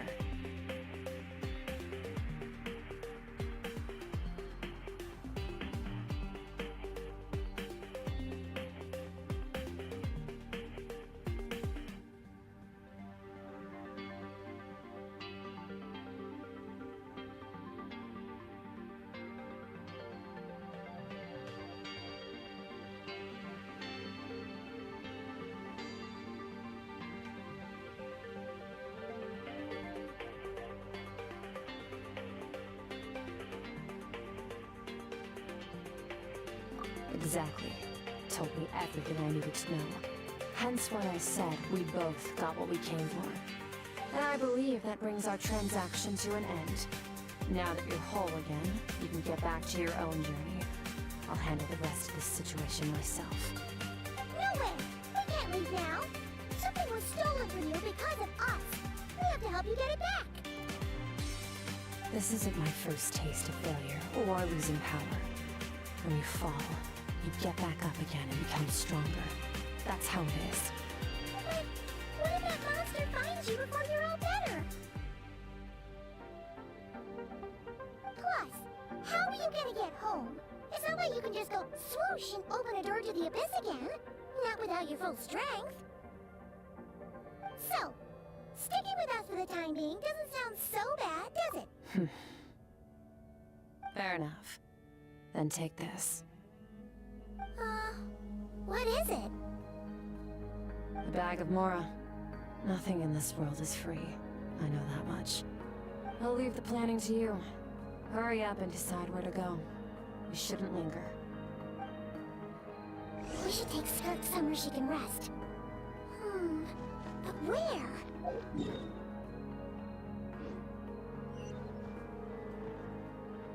Paimon gets the feelings.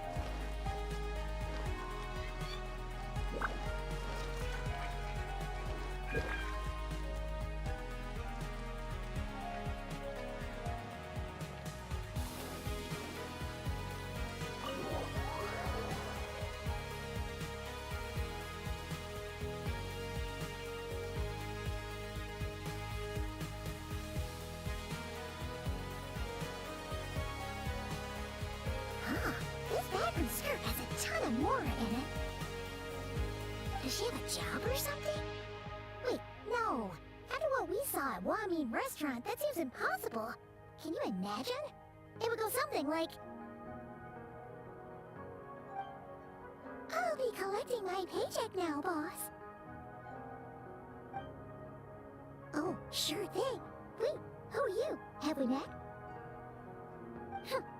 Can't hold a job if you make everyone forget about you. So, what did you do to get all this Mora? Claimed some buried treasure, took care of a few monsters that were causing trouble. Nothing untoward. It's safe to use. Ah! You heard all that? A sonorous voice like yours is hard to miss. I wouldn't be surprised if the sound of it traveled to the nearest mountaintop. Then, did you by chance happen to hear Paimon's little, joke earlier? You mean when you called me Frosty the Lavender Melon?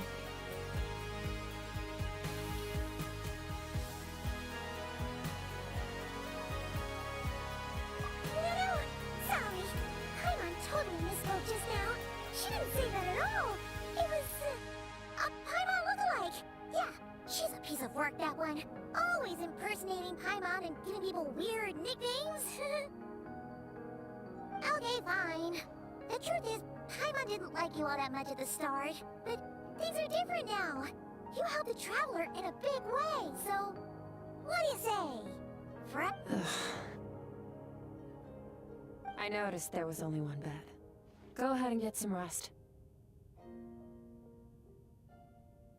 Wait, what about you?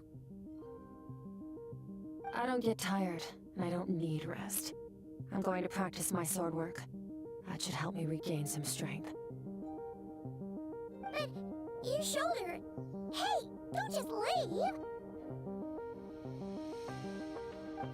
Whatever. Let her tire herself out. She'll come back eventually. Let's get some sleep, Traveler. The comfy bed is calling, Paimon.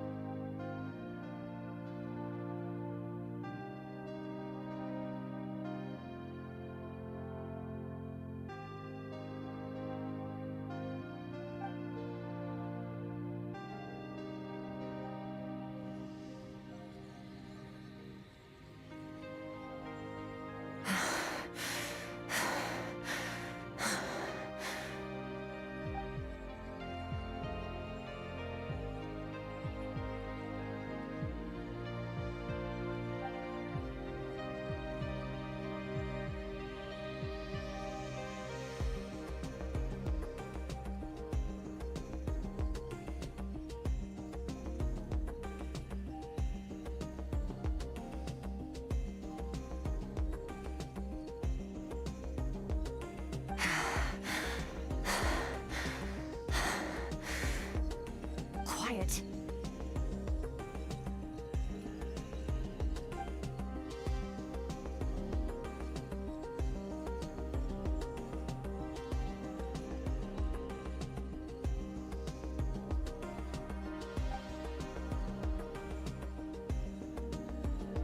Do you even remember how many of us perished in that fire?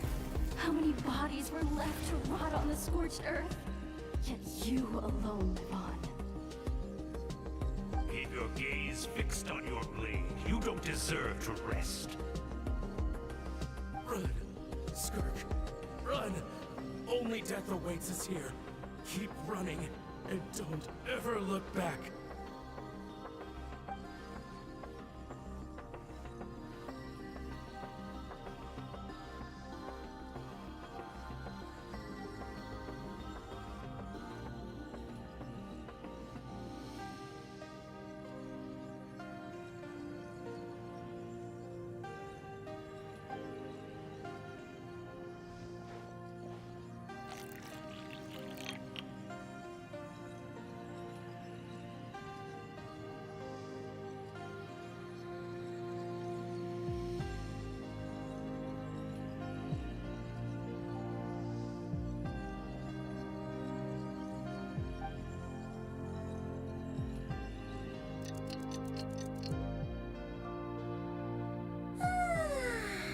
Getting an early night's sleep is the best. That bed was so comfy. Wait, Skirk? Have you been sitting out here the whole night? The bed's all yours if you want it.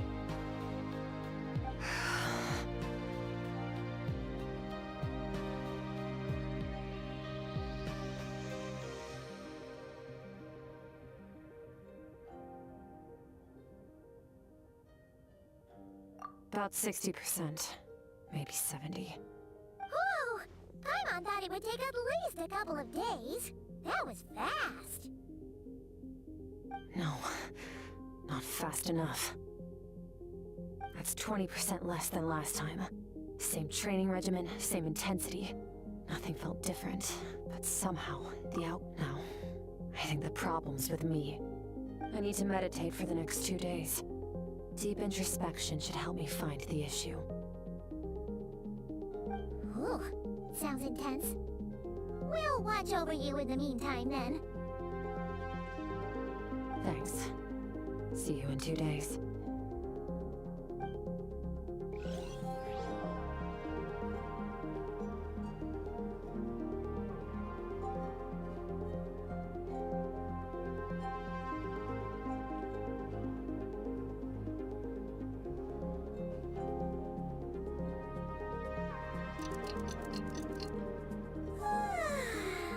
Morning!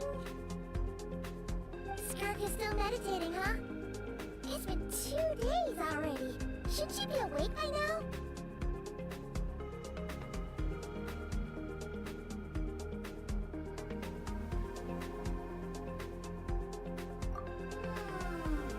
Paimon can't think of anything we can do to help. Oh wait! Breakfast! That's it! Paimon will go get breakfast! Skirk is gonna be starving when she wakes up. Be right back.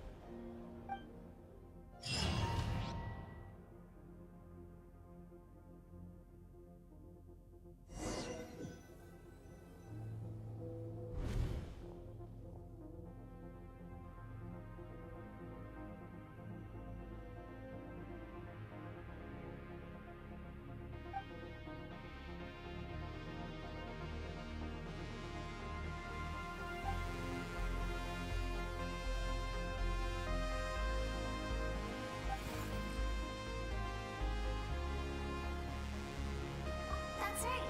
This is Skirk's inner world. Think of it as the threshold between the soul. This isn't your first time here, but what you remember is probably a space covered in darkness. I only managed to illuminate a small portion for you back then.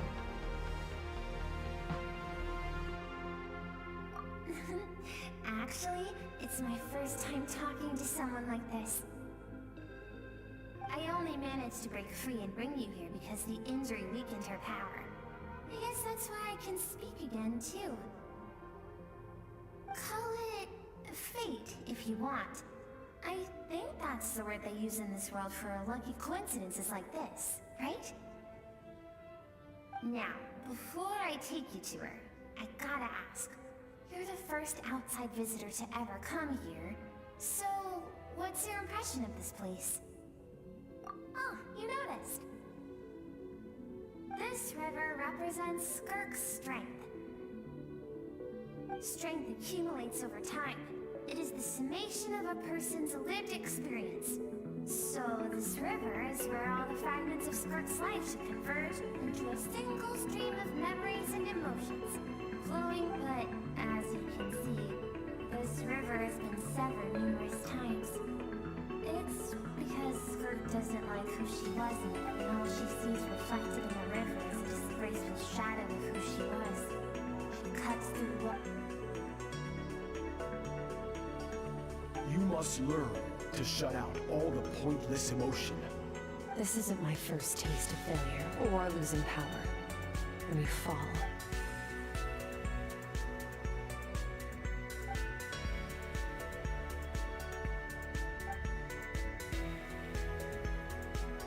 The answer to one mystery invites another question, I see. Let's follow the river upstream.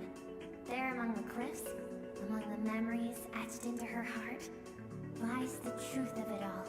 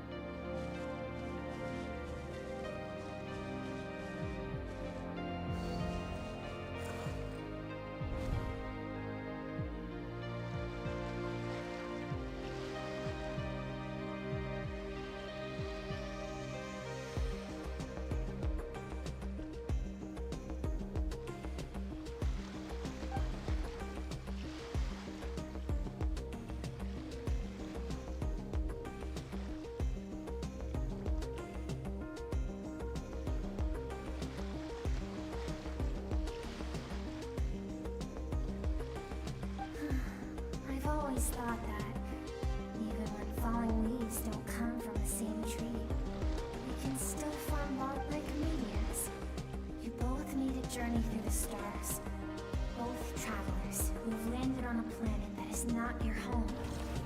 And when she first noticed your presence, all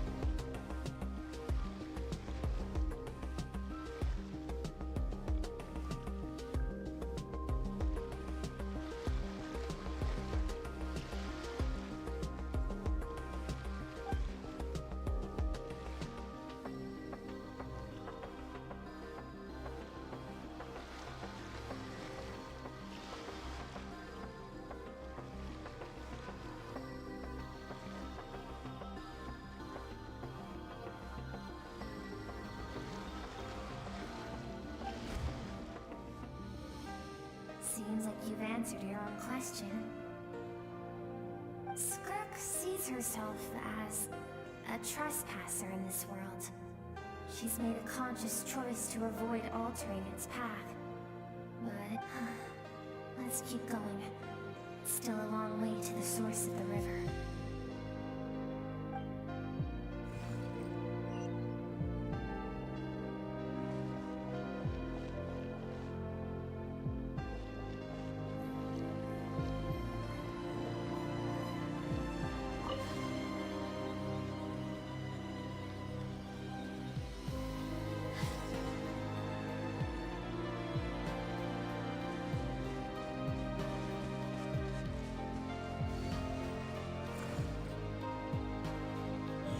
Have what it takes to wield immense power.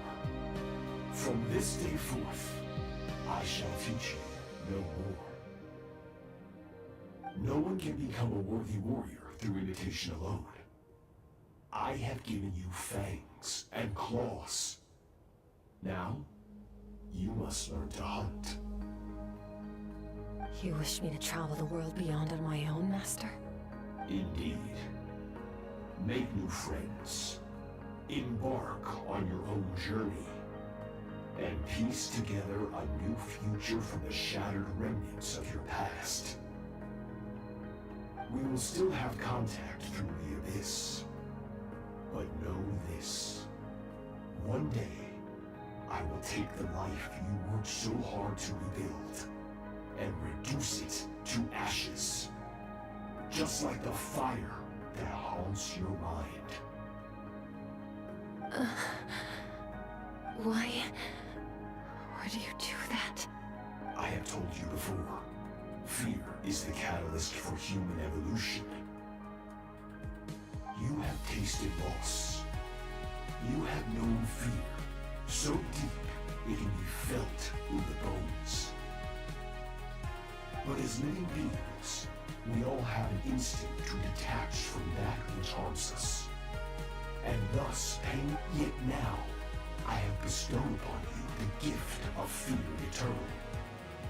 It will drown you in the nightmare of your childhood, or it shall drive you to defeat me, whatever the cost.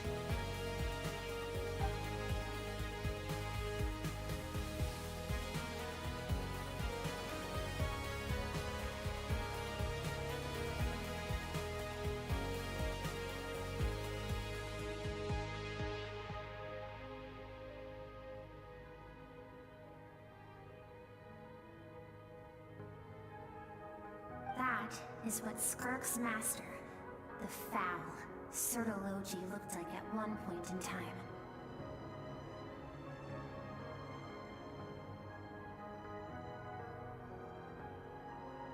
Of course, as a higher being, physical form is a triviality to him. He could appear as a beast, a human, or even a monster that defies description. The form you see him in here, clad in abyssal armor, is the one he usually wears when traveling through the stars.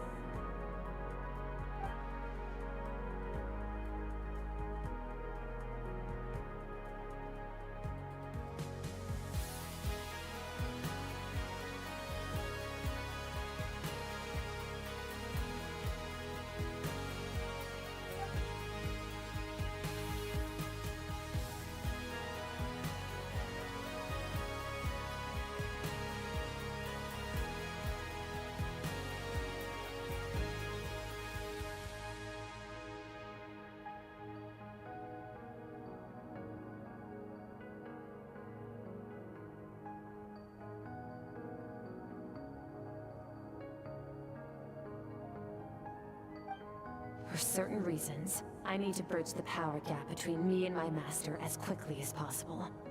But first, I need to understand this. To do that, I need to follow in his footsteps. Walk the path he once walked. And somewhere along the way, I'll find out how to defeat him. That is my sole focus and purpose.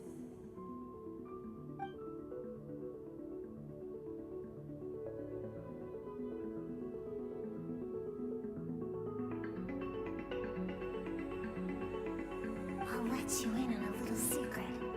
The real Sertology is terrifying. The scope of his power is impossible to understand until you experience it firsthand. It is absolute. The power to crush all things.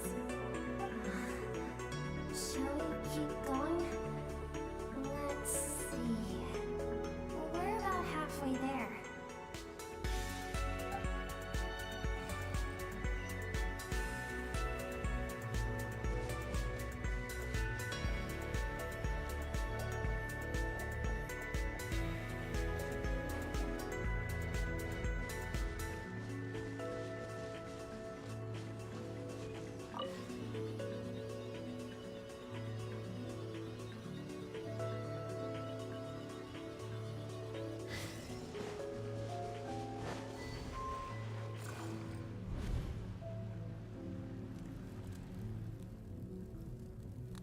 We've made it quite a ways already.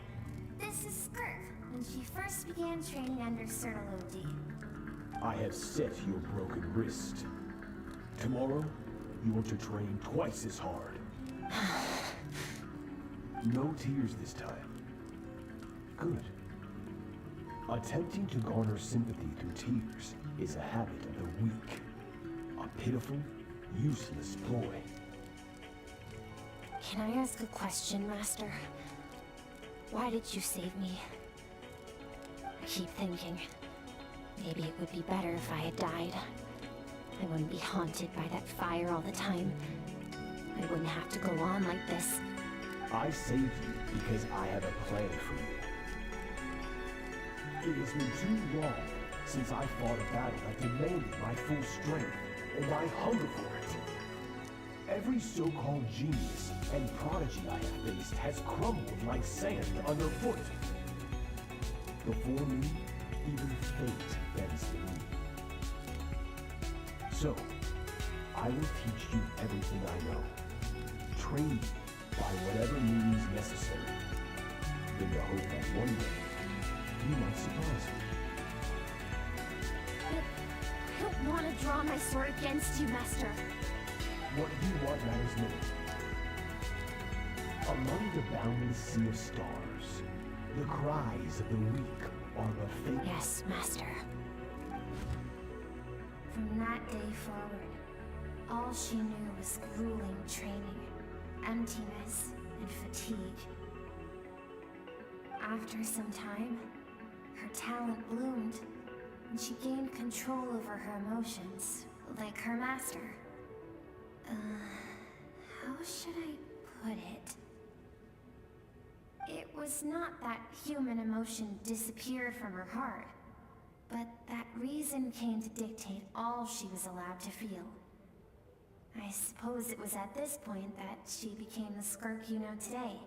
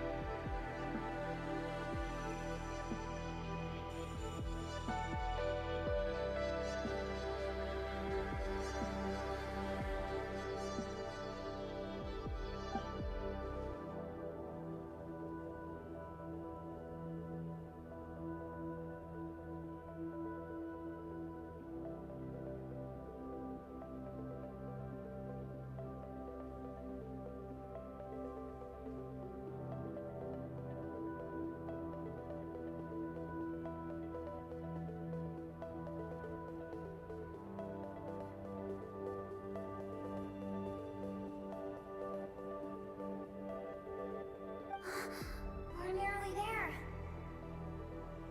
I almost don't want to reach the end. Well, shall we? This is the final stretch.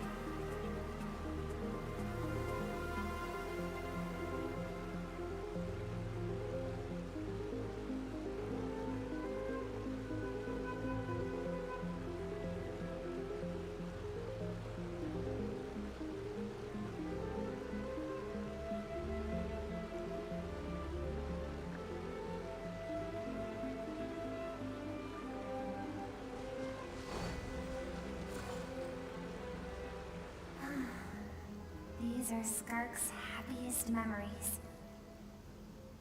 What a simple and carefree time it was. Wisps of clouds dotted the sky.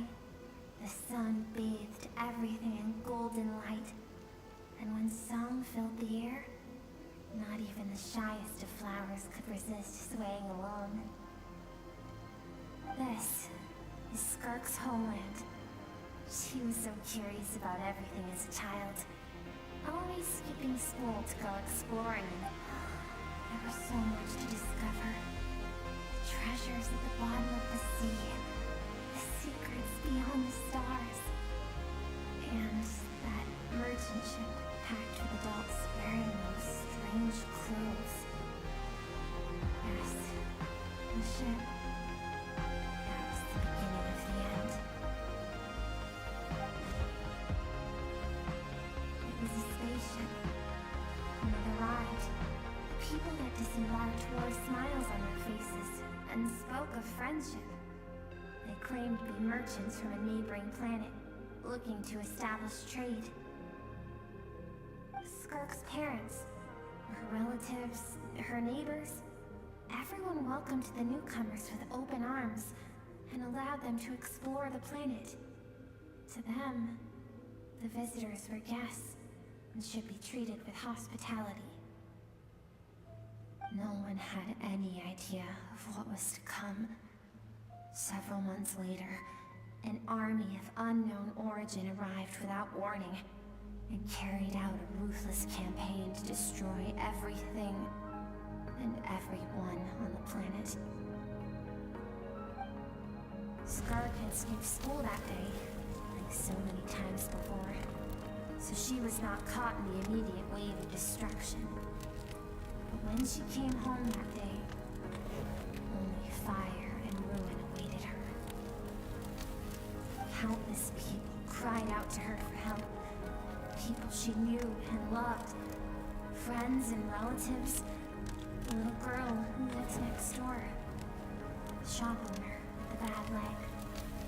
The bad-tempered teacher she had made fun of just that morning. Their lives were discarded like worthless trash as the fire consumed one life after another. Skark was helpless.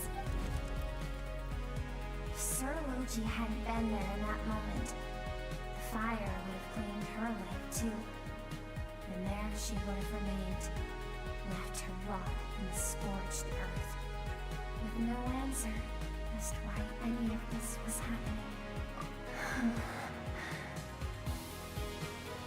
Because she and her people were seen as a threat.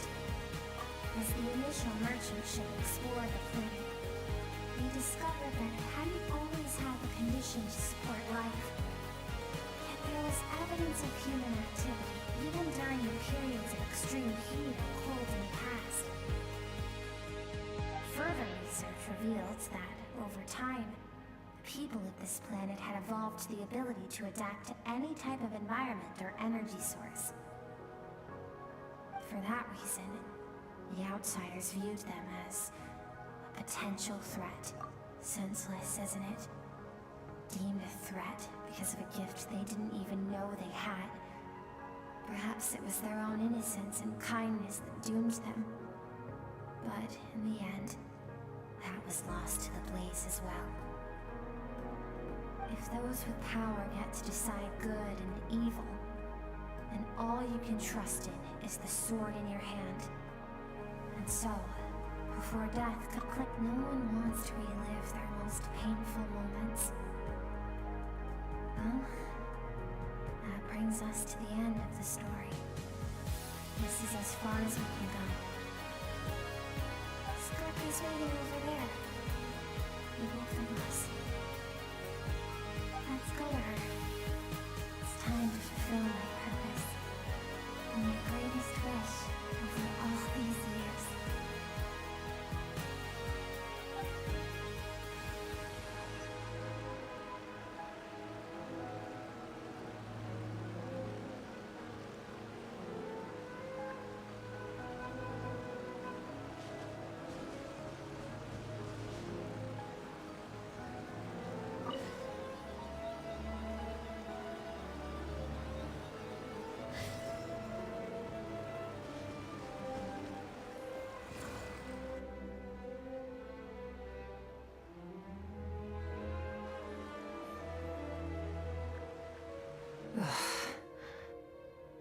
know all this, just so you could bring her here? I have things to say to you.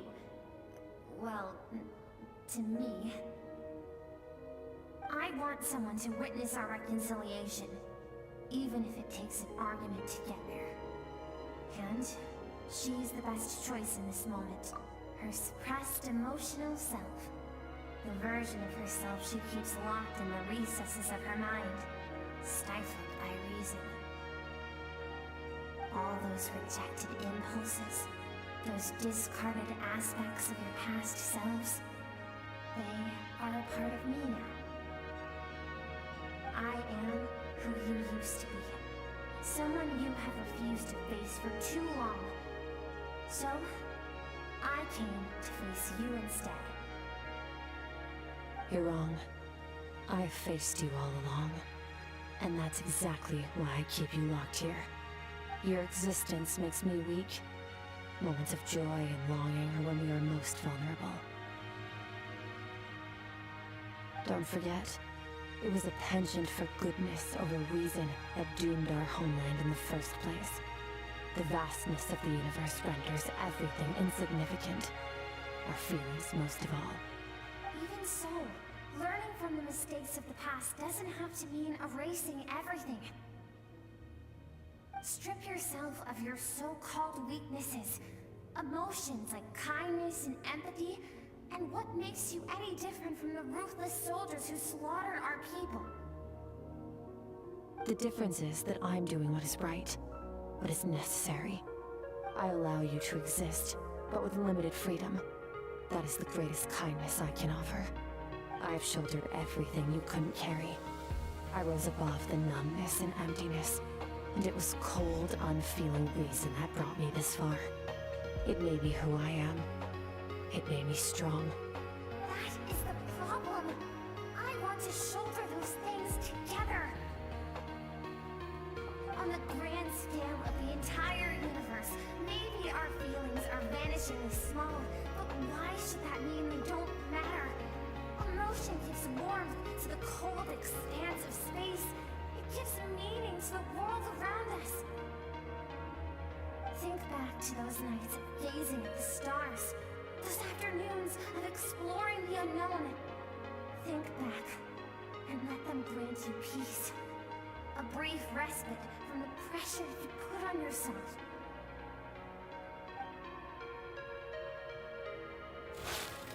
That isn't what we need. Exactly what we need! Aren't you curious about why recovering your strength has taken longer than normal this time? Finally, you get to the important part. That is the only answer I came here to find. Then look around. Look at your inner world.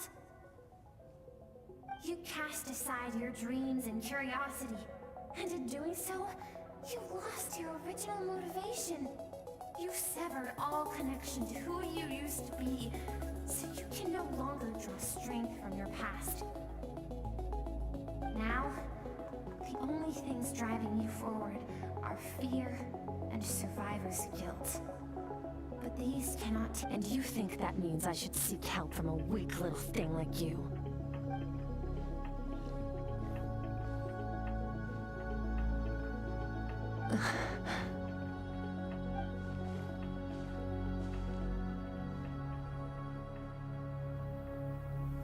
Thank you for saying that. I knew bringing you here would be the right choice.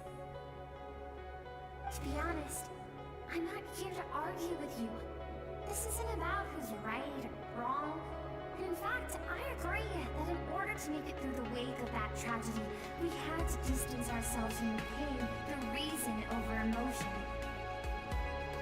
What is right at one point in time isn't always right forever.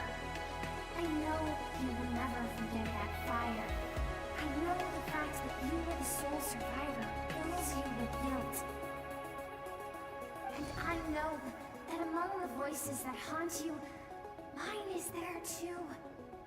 Because deep down, you know that you didn't turn out to be the person you wanted to be. All those unfulfilled hopes are like knives to the heart. I don't want you to hurt anymore. So even if you can't accept me, I hope at least that you can let go. I keep thinking, maybe it would be better if I had died. I wouldn't be haunted by that fire all the time. I wouldn't have to go on like this.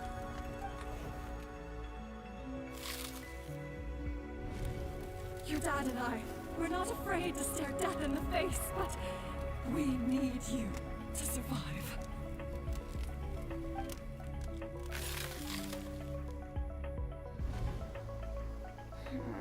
I'm sick of being a kid.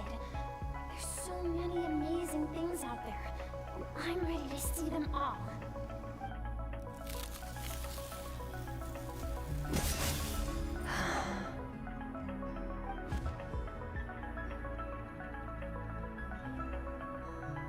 I remember.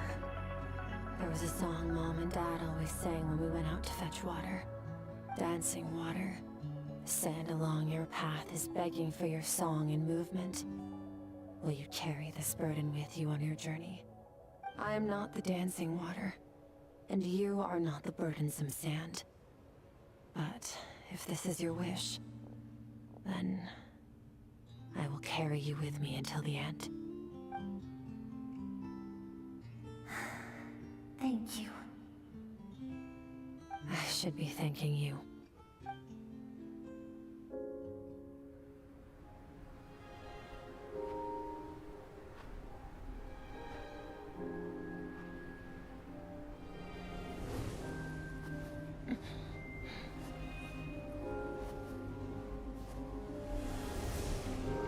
Run, Skirk, run! Remember, leave no one alive! Heed my words, Skirk. Let fear take root in your soul. Did you survive? Why was it only you? Skirk, did you become a positive light in this world?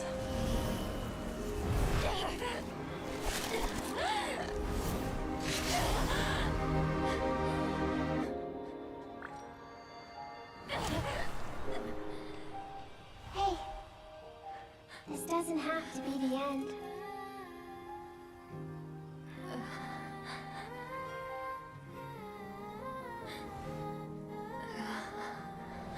Life is a gift. Don't let darkness claim it.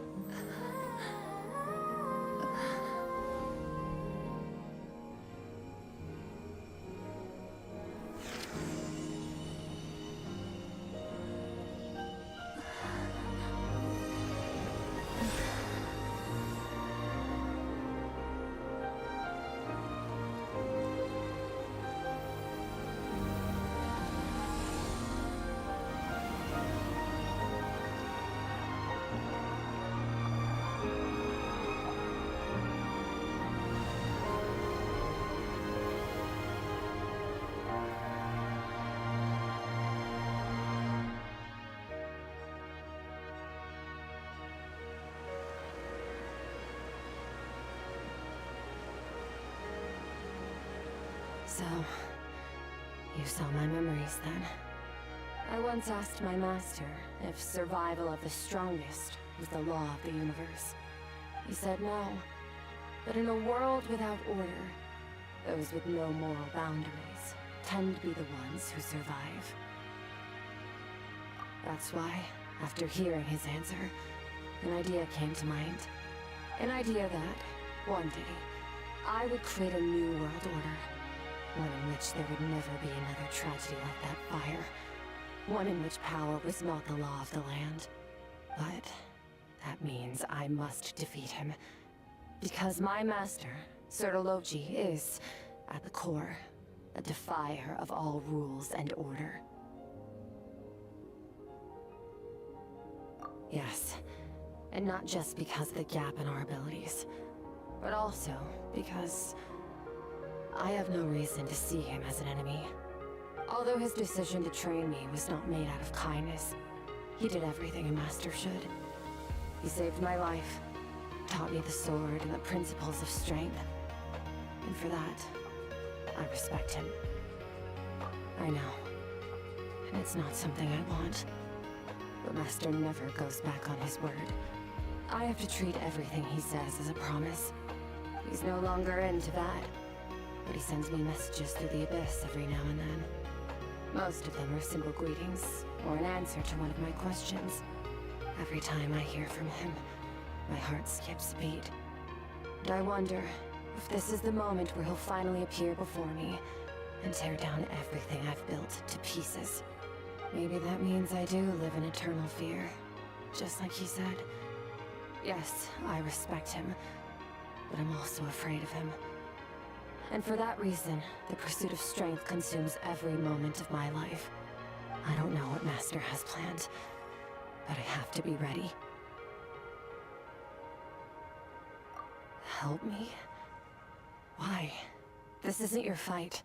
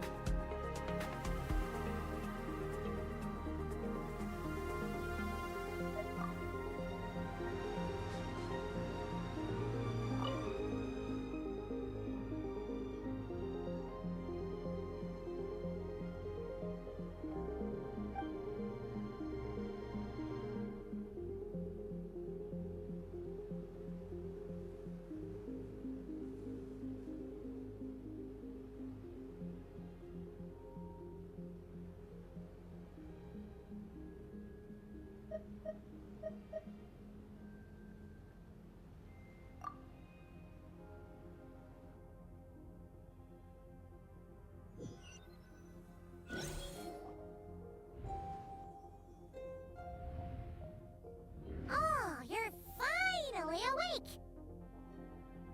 Honestly, Paimon was gone for like 2 seconds and then she comes back and finds you both unconscious? Oh, you scared Paimon half to death! You're both okay, right? What does it look like?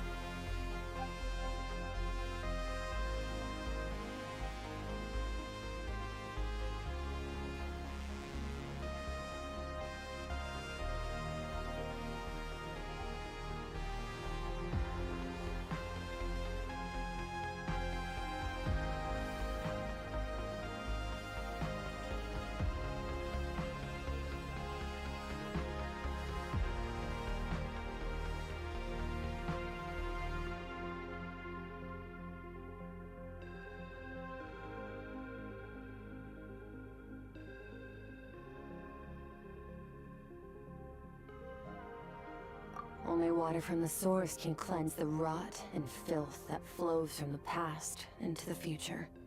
I taught you to incorporate the experiences from your journey into how you fight. I suppose what happened today will become an inseparable part of who I am. Okay, so Paimon feels like she's missing some important context. But whatever. Paimon brought back tons of delicious snacks! Let's dig in!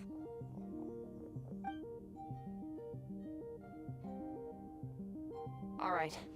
It's about time we finished what we started. We're gonna deal with this thief for good, right?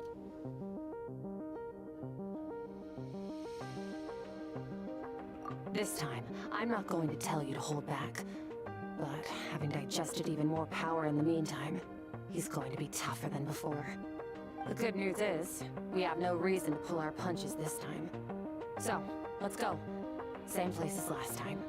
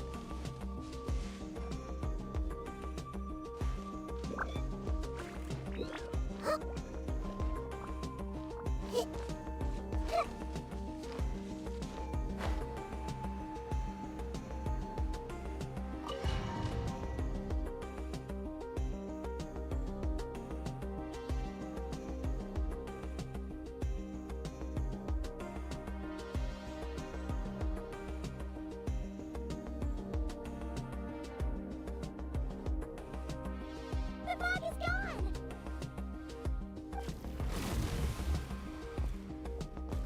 Wait, isn't that the form the all-devouring narwhal changed into? How come he knows? Really? So, you're telling Paimon that giant whale and this guy can both turn into the fowl? How does that work?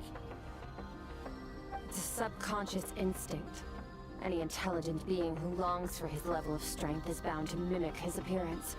It's a natural response after encountering someone as powerful as Master.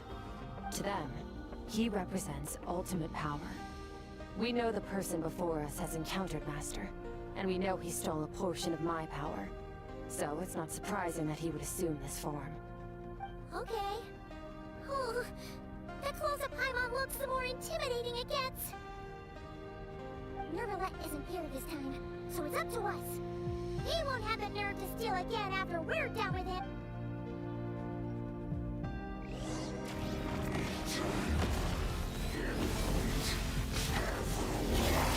Never straw goes out! Wipe out! Go! Search!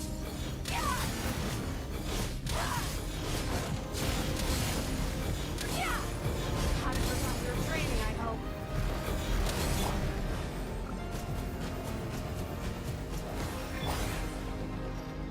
Go! Merciless. Into the war. You overestimate yourself.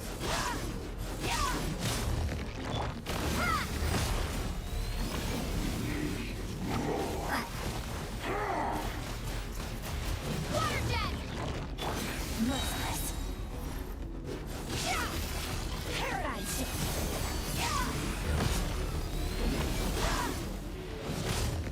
Fearless. Go!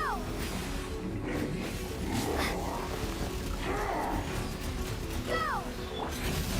Into the war.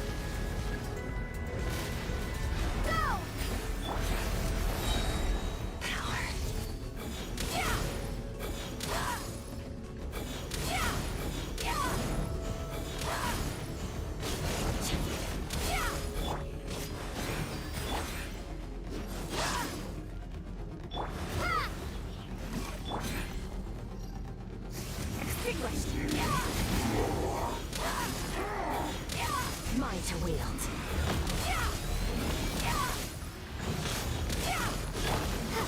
Water jet!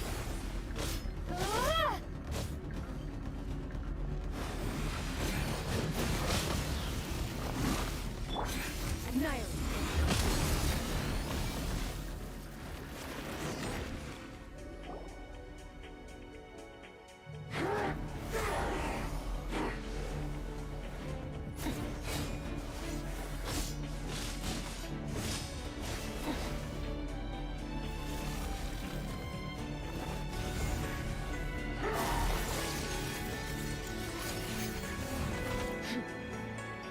Haven't had enough of my power.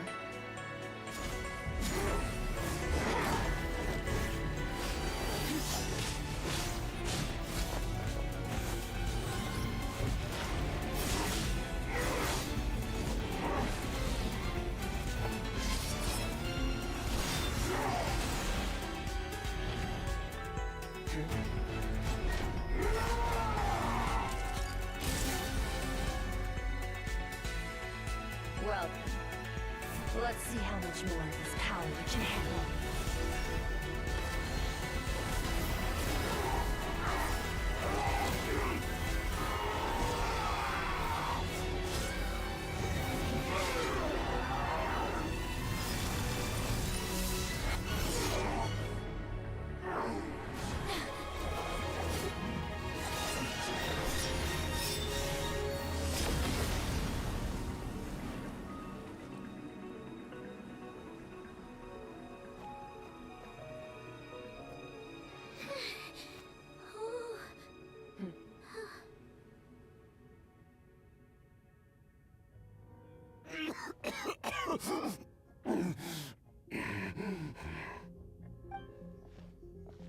Well, have you come to your senses? You saw that my body was at its limit. So, you deliberately channeled your power into me, knowing that it would destroy my shell from within. Such power, such keen battle instincts. So you must be... Skirk, Sertologi's disciple. How long has it been? How long has he been away from Tevat? Hundreds of years. Hundreds? Sorry. It's a lot to take in. I should introduce myself. I am Skofnungar, a friend of your master and one of his followers. This is the first time I've heard your name, Skirk. But hundreds of years ago, I knew you existed. And I knew you would come here. Hundreds of years ago? Sounds like you and Master have quite the history. Care to tell us about it? Of course. Might as well take advantage of a clear head while I can. The story starts a long, long time ago.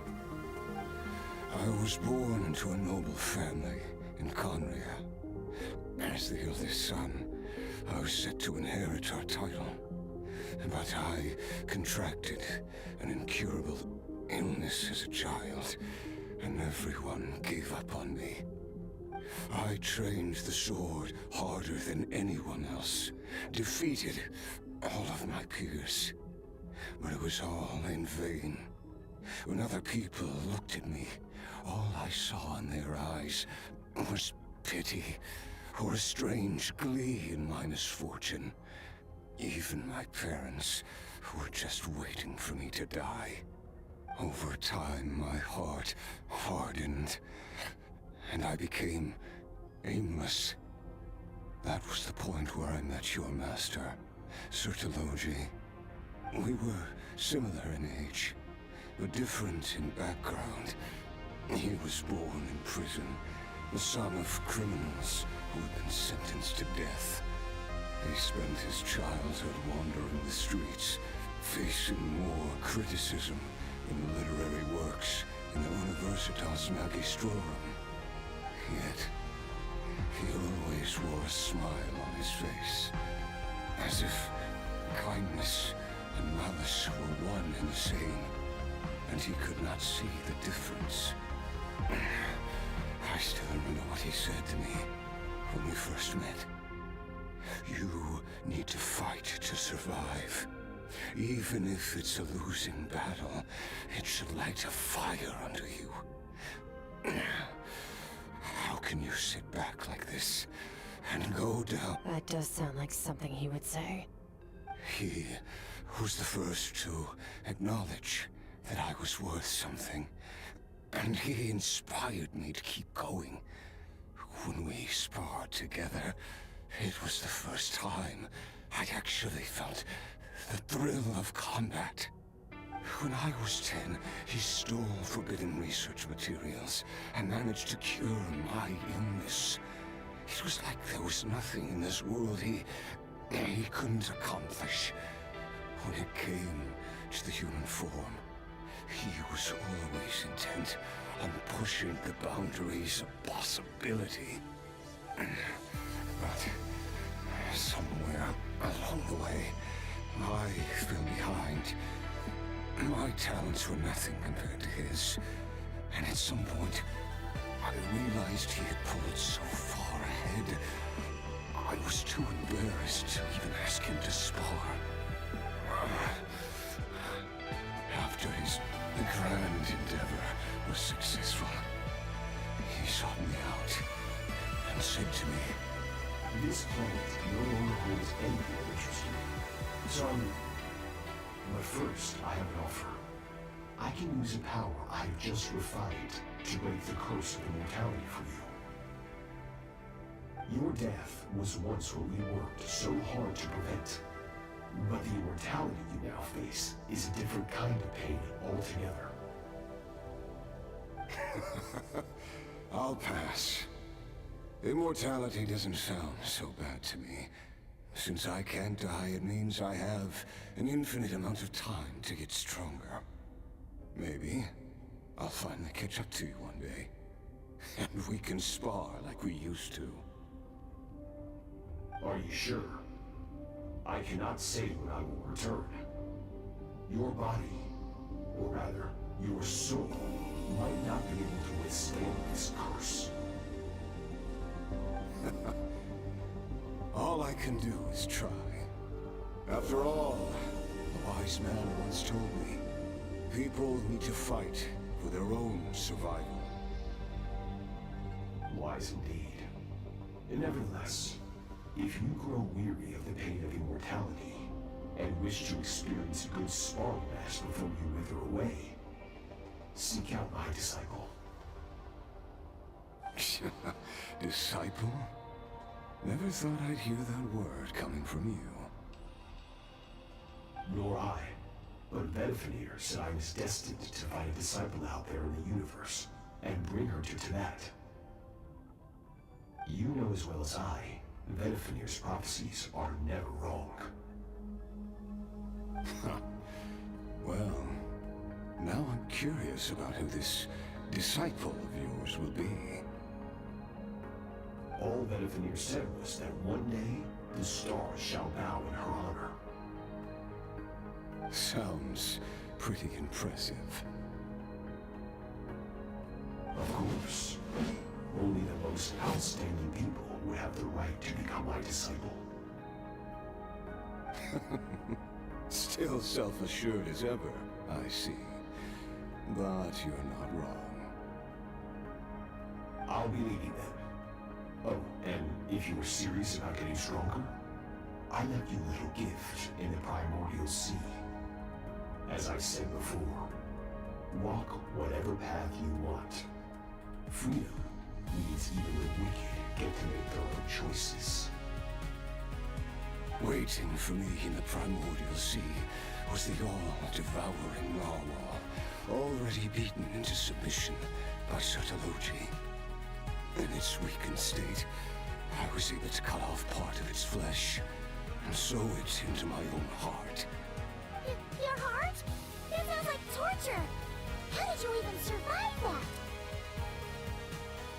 Because, of course, I bear the curse of immortality. So, You used the curse to turn yourself into a vessel for power. Even with that whale's ability, devouring power like that is not something a human body can withstand. With your body and soul constantly at the breaking point, it was the curse of immortality that sustained you. But that is not the path to strength. You have to pour your heart into it, work for it, dream of it. Instead, you stole something that didn't belong to you, and it backfired. You're right. I should have known better, but I had already pushed myself to my limits, and he was still miles ahead of me. So I had to take a leap of faith. I miss your master.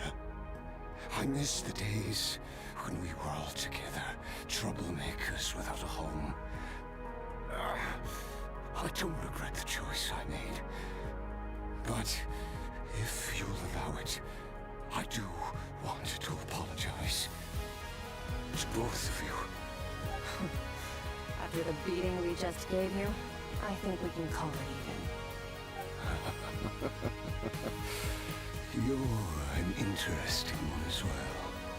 Certain Luigi's disciple. That's a lot to live up to. It can't have been an easy experience. I know what he's like. He rules with an iron fist, using despair and fear to force you to catch up to him, all the while standing ever out of reach. We're like mountain climbers in the dark, never knowing how much higher we have to climb, or when we will see the sun again. True. But I made up my mind long ago. No matter how dark it gets, I will not give in to despair. I will overcome it. Besides, after hearing your story, I suspect what Master really wants is not a battle that demands his full strength, but rather a defeat without regrets. Oh? Since you're his friend, you must have some things in common. The first time we came here, when you stabbed me through the fog and stole my power, I felt no emotion coming from that spike. But when you had to devote all your strength fighting me just now, I could feel joy and passion emanating from your blade. It was the joy of a researcher discovering the truth of the world. The joy of an artist uncovering a temple of wonders. Interesting. I'm certain I didn't express those emotions outright. Yet you were able to read them from my blade, like a glimpse into my inner world. You're right. That battle brought me an unbridled sense of joy, and my defeat brings me no regret whatsoever. Exactly. I think Master also craves a battle like that. One where his opponent forces him to use all his strength, unlock the extent of his potential, and transcend his own limits.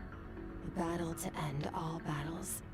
After which, all can come to an end, including, perhaps, his life. For that very reason, good and evil are meaningless to him. He has one purpose, one goal: to complete himself. It's one of the secrets to his strength. Perhaps you're right. Perhaps that is his call. What a battle that would be. Oh, to witness such a... Are you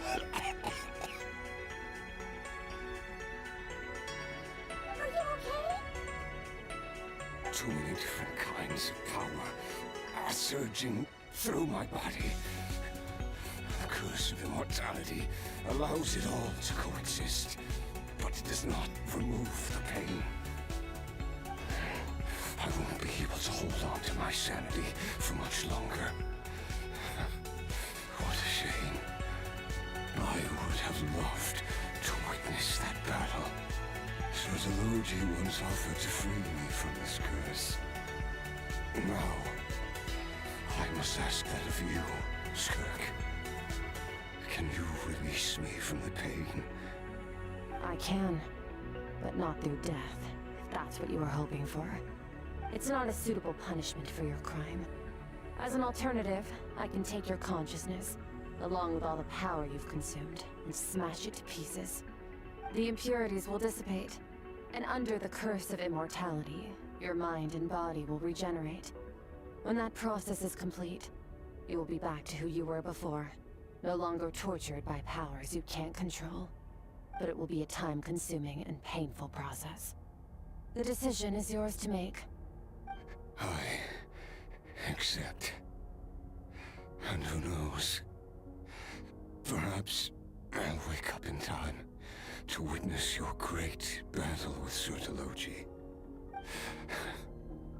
I have faith that you'll be able to stand against him one day.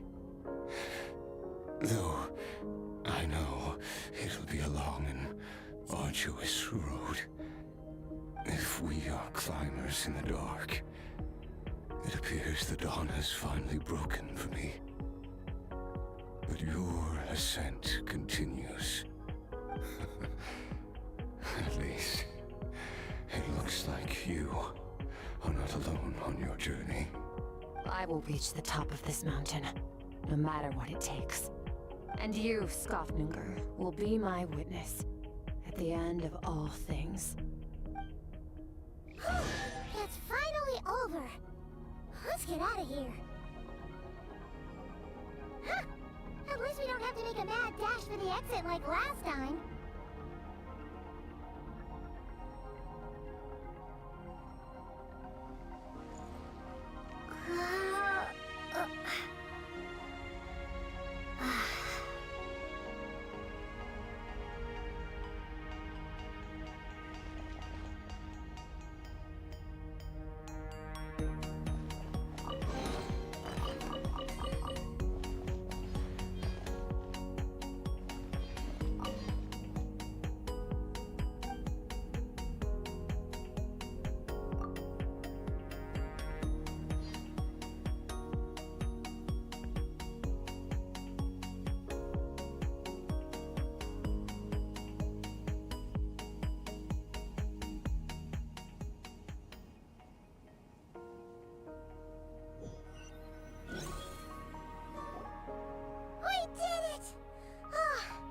It's only been a few days, but it feels like forever. Once again, we've proved there's nothing we can't overcome. Wow, you sound even more confident than usual. Guess you really have become stronger. Today sure went by fast. It's night already. Oh wait, that reminds Paimon. The stars you mentioned, the ones that died out, are they back now? Yes. The power Skofnunger stole has been returned. So, the stars have regained their light. Great! Huh, it's crazy that you even noticed their light was gone. There are so many stars in the sky, if a few disappeared, Paimon definitely wouldn't be able to tell. I suppose it's because I have gazed upon this sky for centuries. The false stars, hanging in the meticulously planned sky, glittering with rotten light. It's not real. And yet, it is for that very reason that even the most beautiful of bubbles has to burst. We will return to the real universe one day, whether of our own volition or not. Time marches ever forward.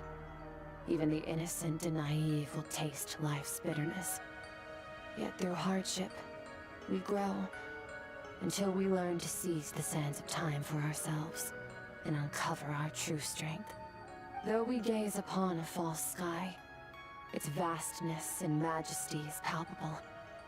One can only wonder, what is it going to take for kindness to reign supreme in the vast expanse of the universe? Ugh, this is all going over Paimon's head.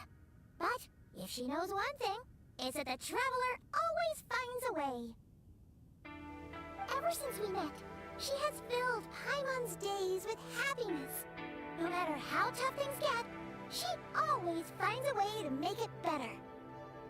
If it's too big a job for one person, then we'll do it with two. And if two's still not enough, then three. We've met so many amazing friends and accomplished so many amazing things. As long as we don't give up, we can make any wish come true.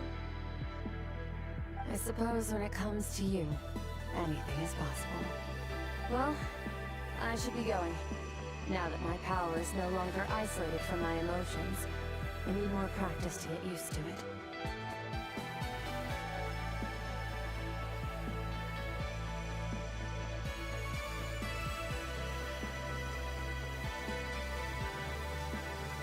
I suppose fate will decide. Maybe we'll bump into each other on the street. Or maybe we'll reunite on a different planet entirely. Regardless, reunions and partings are but passing moments. More than anything, I hope that, at the end of this journey, wherever it takes us, we stand in a world reborn. One without war, pain, or forced partings. One where a new life can bloom, even where there was once nothing but scorched earth. For this, we must all work to become stronger. Goodbye, traveler. Remember your training. Make sure to put it to use. Bye!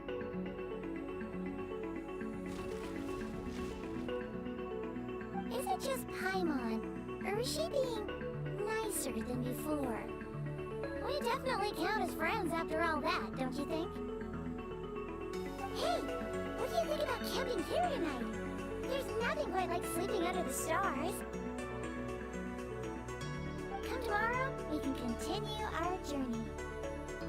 Oh, and since Paimon treated you to that super nice meal at Wani Restaurant, it's about time you return the favor.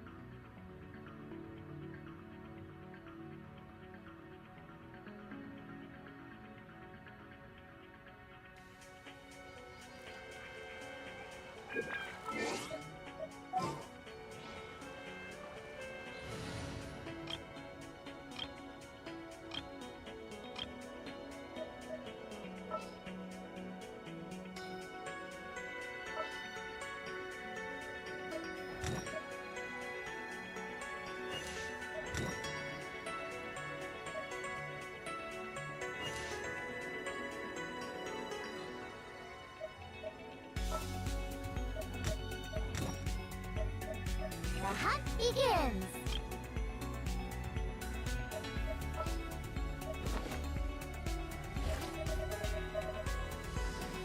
Cool. You're the boss.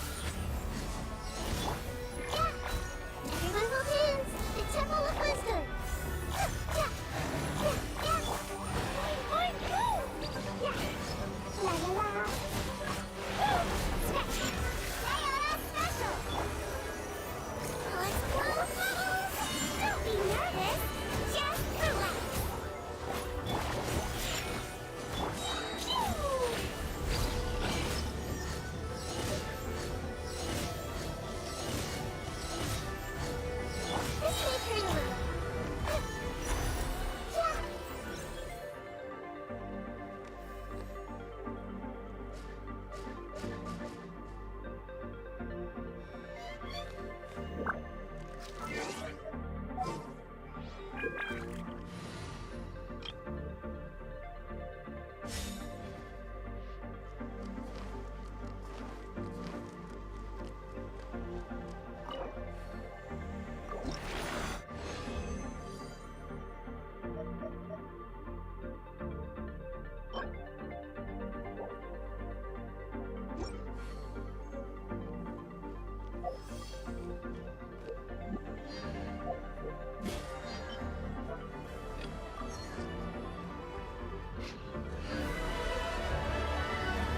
see everything.